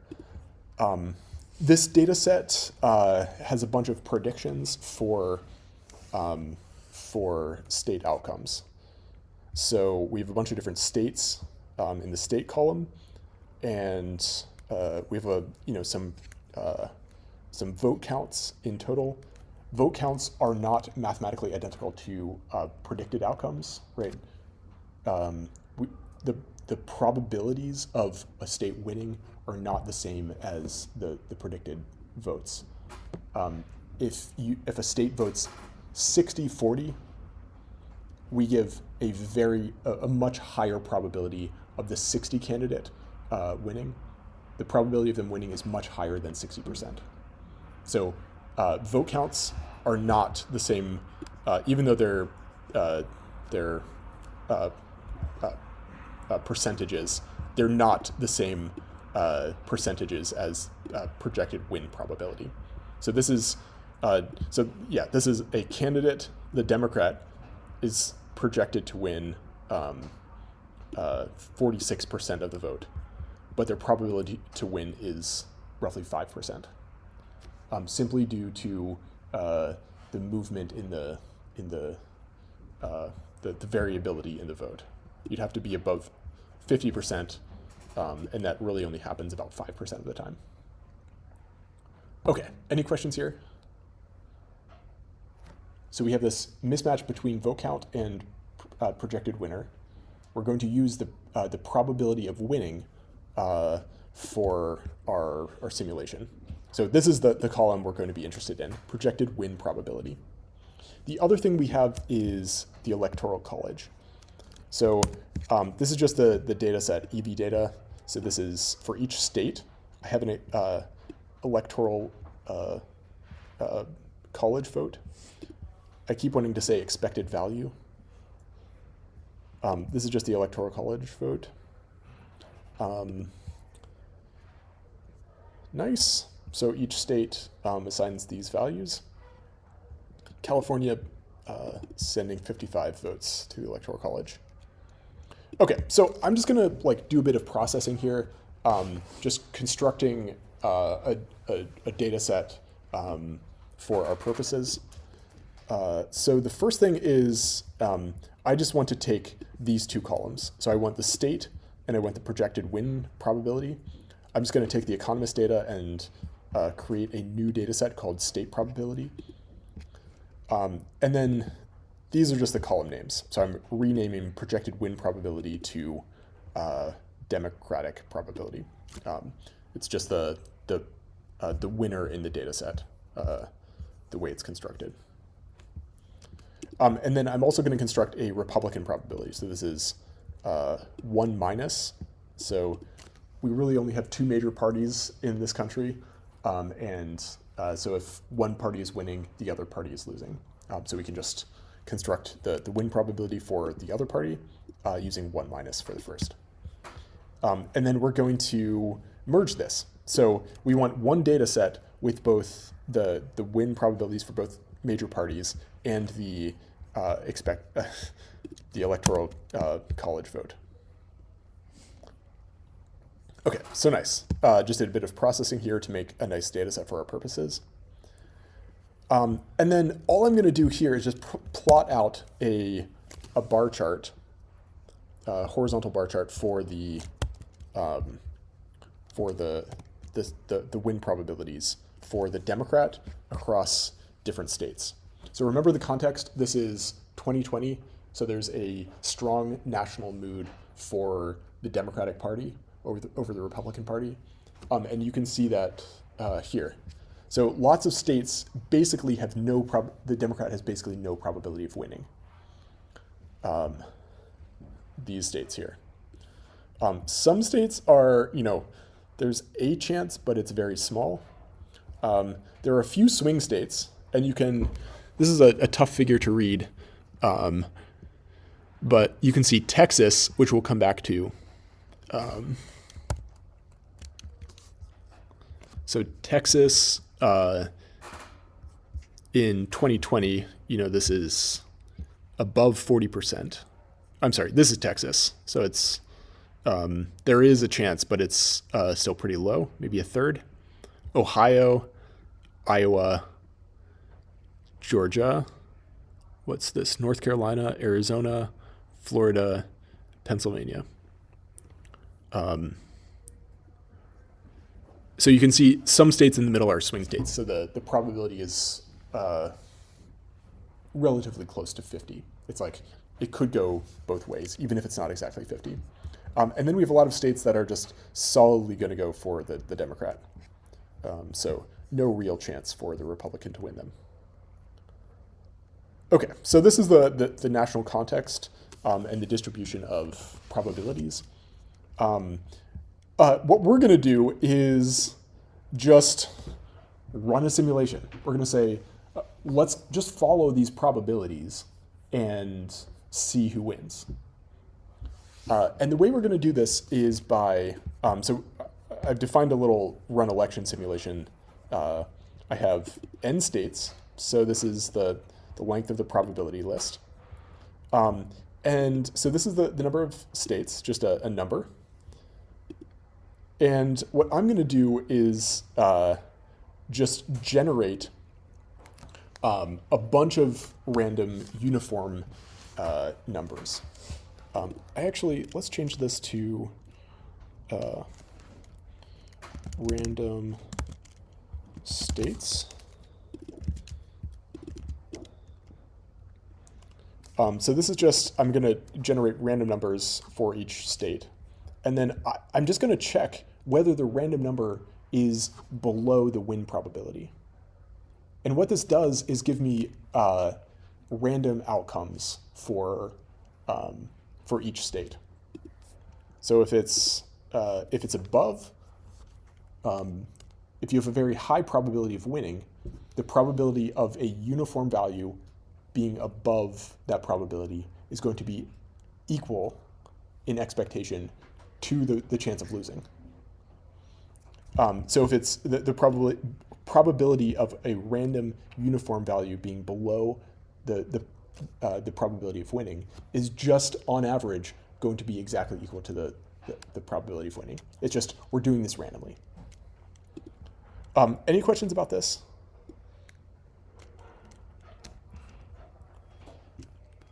So this gives us a list, or in this case, a matrix of democratic wins.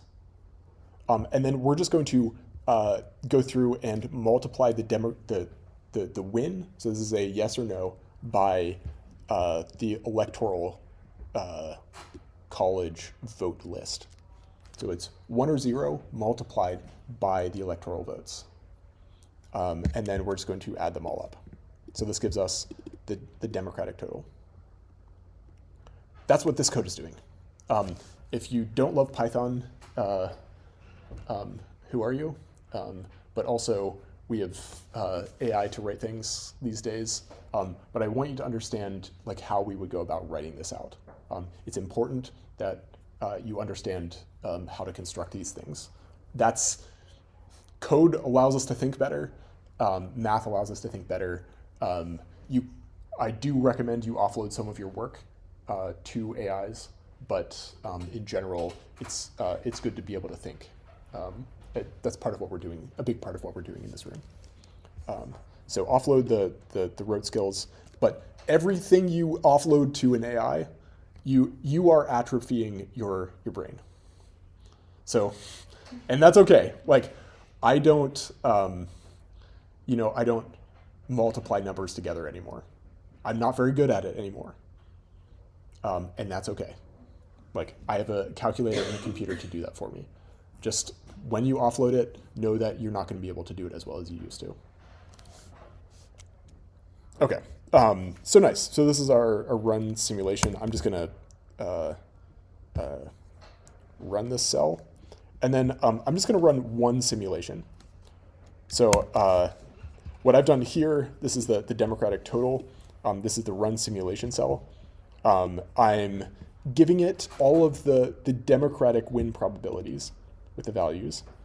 And then I'm giving it all of the electoral votes, so all of the values. And then this last number is just the number of simulations to run. And then this is I'm just printing out the Democratic total. So this comes out to be 339 electoral votes, which is well above what we need to win, which is 269 to win.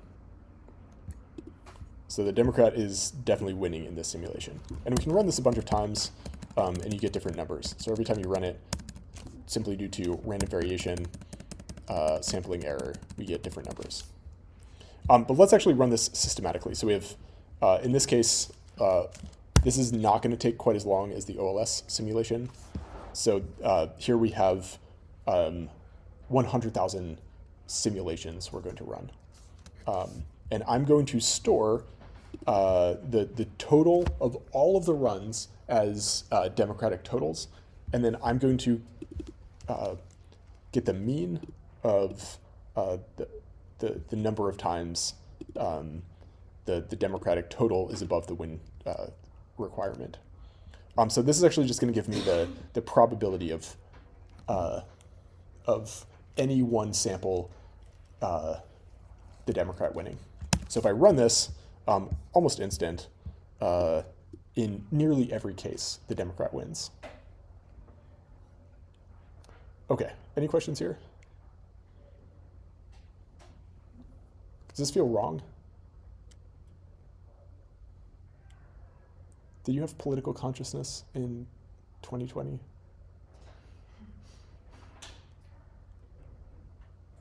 This was not the numbers that were floating around back then. Anyone know why this is wrong?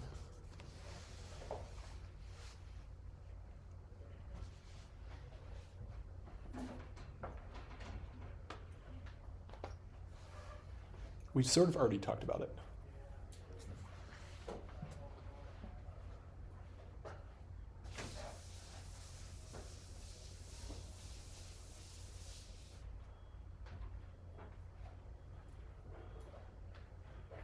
Yeah. Is it because we were assuming that every state's like independent of the other state? That's exactly it.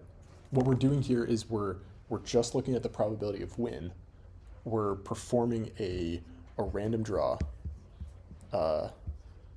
here. So this is the random states. So we're just checking, we're just randomly drawing according to that probability and then assigning the win based on the state alone. And this is just clearly unrealistic. If Pennsylvania has a major polling error, people in Pennsylvania are pretty similar to people in a bold statement, New Jersey and Ohio. Are we the average of New Jersey and Ohio? Scary thought. Yeah, totally. Yeah, for both reasons. But we're definitely at least much more similar to New Jersey and Ohio than we are to like California. So if there's a polling error, which is how we construct the probabilities using polls, if those are wrong, they should be wrong for in the same direction on average between adjacent states. So these are our correlations. So our correlation matrix.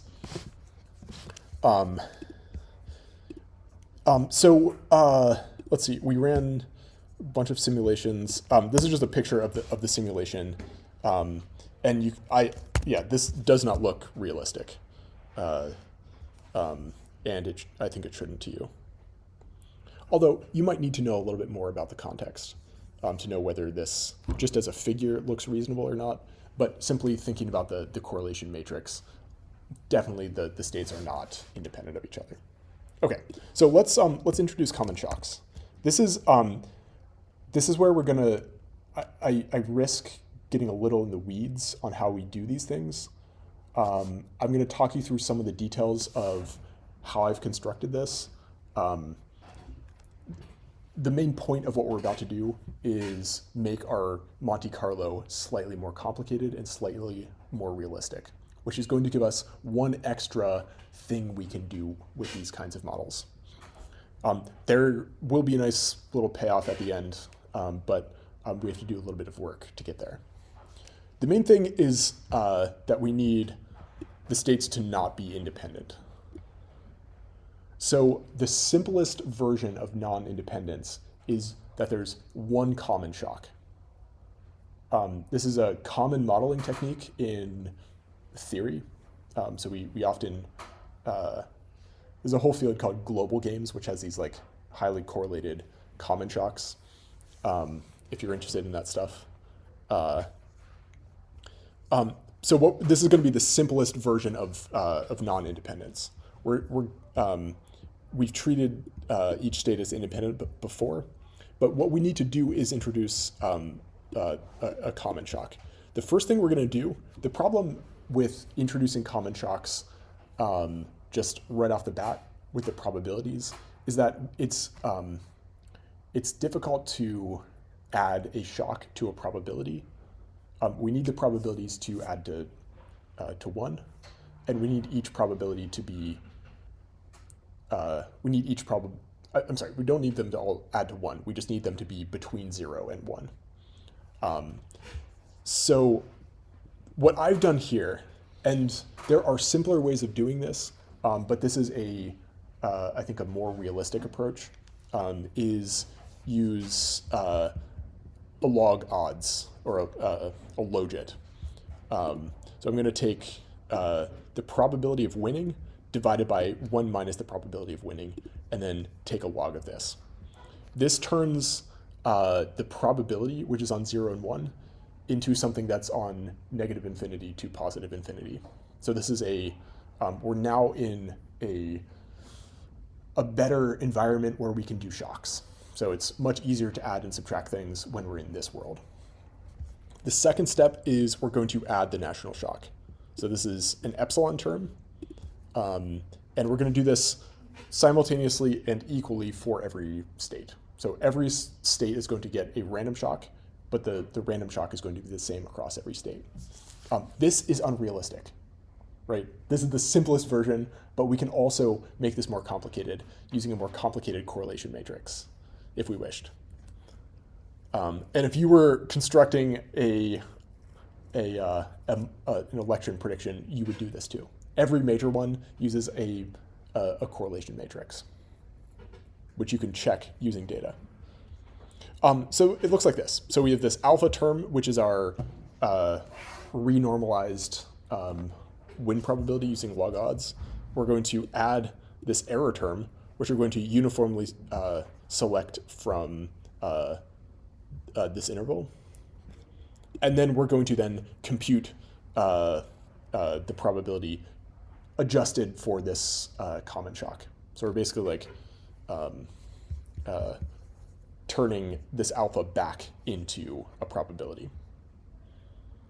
Okay, any questions here? The details of this are not particularly important for understanding Monte Carlo. This is just how we can go from log odds or from probabilities to correlated probabilities. And it turns out it's even a little more complicated than this in my code. I just really don't want to get into it. This is the logistic function used in lots of areas of science. These are like activation weights in deep neural networks and growth rates of cells in a petri dish. Like we use this everywhere. Ecology, growth rates of populations with a carrying capacity. And then this is just some example showing the how the alpha parameter is used.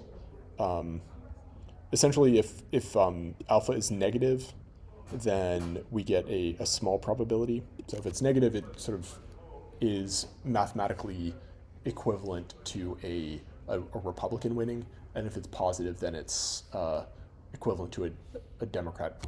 I should say not winning, but having a higher probability of winning. So we're essentially like splitting the real number line in half. And then we're just shifting according to the epsilon term. Okay, so this is nice. This is the conversion. I'm doing something a little more complicated than what I've just laid out. And like I mentioned here, I just really don't want to get into the details. But we're going to, I've defined this function gen alpha, which takes a probability, and then the potential size of the shock, k. So the spread of the uniform distribution, I'm just going to give it those things, and it's going to calculate an alpha for us. I'm going to define this, and then here are the k values. So this is just the maximum size of the shock. And then I'm going to use gen alpha to generate alphas for us. So if I run this, I get a data set now that has the state, I have the democratic probability, I have the electoral votes, and then I have this alpha. And then this last function is just running the election with the shock. So all we have to do at this point is convert from the alpha back into the probability to give us the correlated shocks. And that's what this is doing. So we're getting the states, we're getting the shocks. So we're randomly selecting shocks. So this is one shock per simulation. And then here we have random draws for each state. So this is exactly what we did before. It's just now we're going to use the alphas. We're going to take the alphas plus the shocks and construct the probability from those alpha plus shocks. So we're using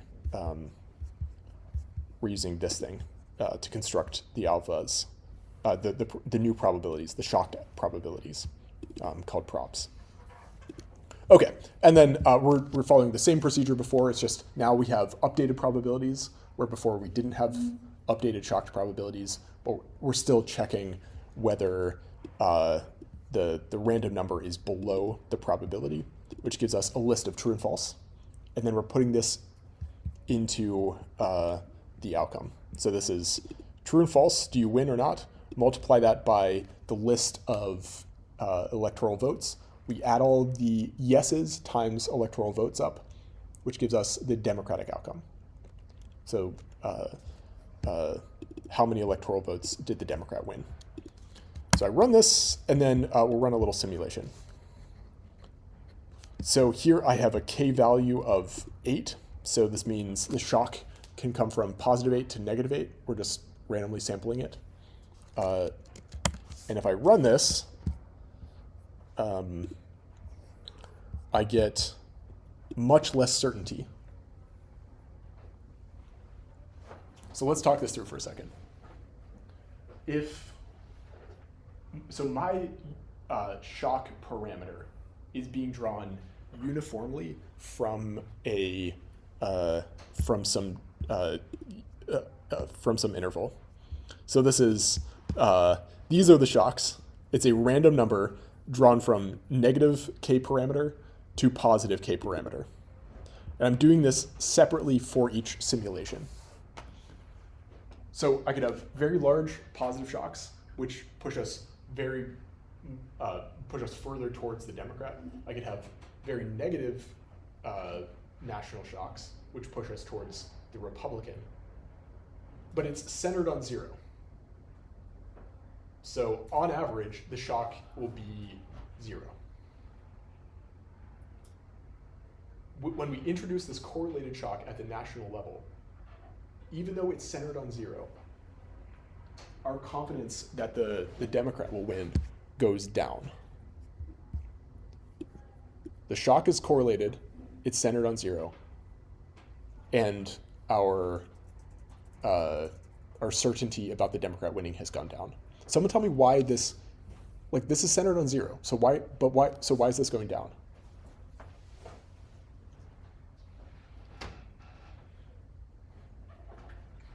Why we've introduced a shock that's centered on 0, but the win probability for the Democrat is going down.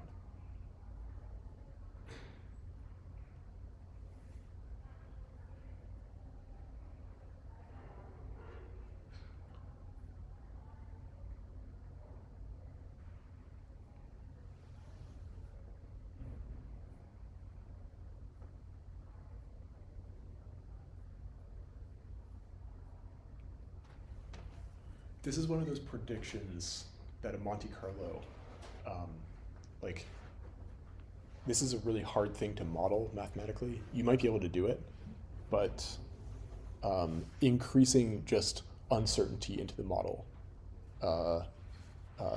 that's a difficult thing to model mathematically. But we can do it very easily. Right? I say very easily, but we can do it this level of easy. with Monte Carlo. And it gives us this prediction. We've introduced randomness, and the Democrat has gone from very, very certain to only somewhat certain. What if we were to introduce a much larger level of uncertainty? So let's say the width of the shock parameter were much larger. What do you think will happen in this case? We set this to 100.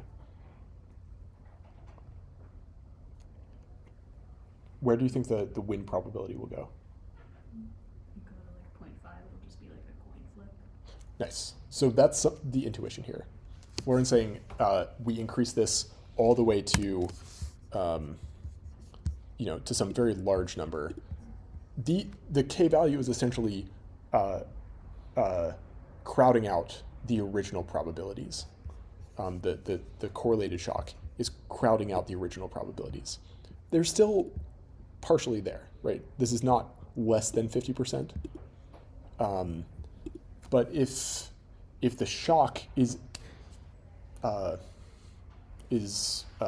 crowding out the original probabilities entirely, this would be a coin flip.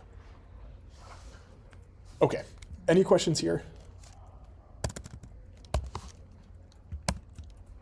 So these are some of the things you can play around with Monte Carlo. This is like a more sophisticated model, but there are definitely higher levels of sophistication we can introduce, where we could have the error terms regionally correlated, which is how the models are actually run.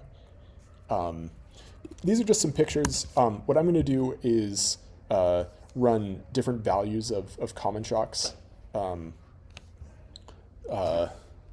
This is just the value of the common shock across different shock values, and then I'm plotting the average Democratic share.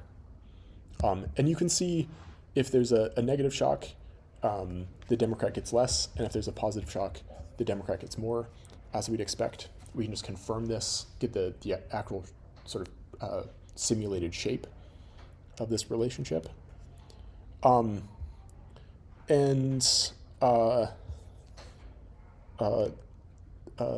think these kinds of outcomes are particularly helpful with these complicated or like more complicated outcome models. The last thing I want to do, I see the clock. Can I show you just one or two extra figures? So I'm going to plot the correlation matrix, or the correlation, like the actual correlation in state outcomes, across a bunch of simulations, and then this is the correlation across the independent model we just ran. So yeah, this definitely confirms like the independent model is not empirically appropriate. Okay, maybe we'll leave the counterfactual for next time. One question you might want to think about is what happens if you just flip one state. So if we want to like model everything except for this one state, we can control like small changes in any one of the inputs, which is one of the powerful things we can do with Monte Carlo. I'm not sure, we might skip this entirely. We'll come back to this potentially for next class. We'll see how we're doing on time. All right, I think this is one of the more fun modeling techniques we have at our disposal. Stick around if you have questions. I'm running a bit of an experiment for this first checkpoint. I think quizzes are not fun. I think homework can be fun sometimes. We're in this place, we're learning stuff. I think it's better if it's more fun. So I'm going to try an experiment this time, and you tell me if you like it. How many of you are free during office hours? It's 1 p.m. to 3 p.m. on Fridays. Anyone not free? Okay, so let me think about what we're doing. I'll get back to you on the checkpoint. That's going to be this week, end of the week. I'll send you more information about it. Should be fun. All right, nice seeing you all. See you Thursday. Come drop by my office. I have regular office hours, but y'all are grad students. You can just like knock on my door, say hi.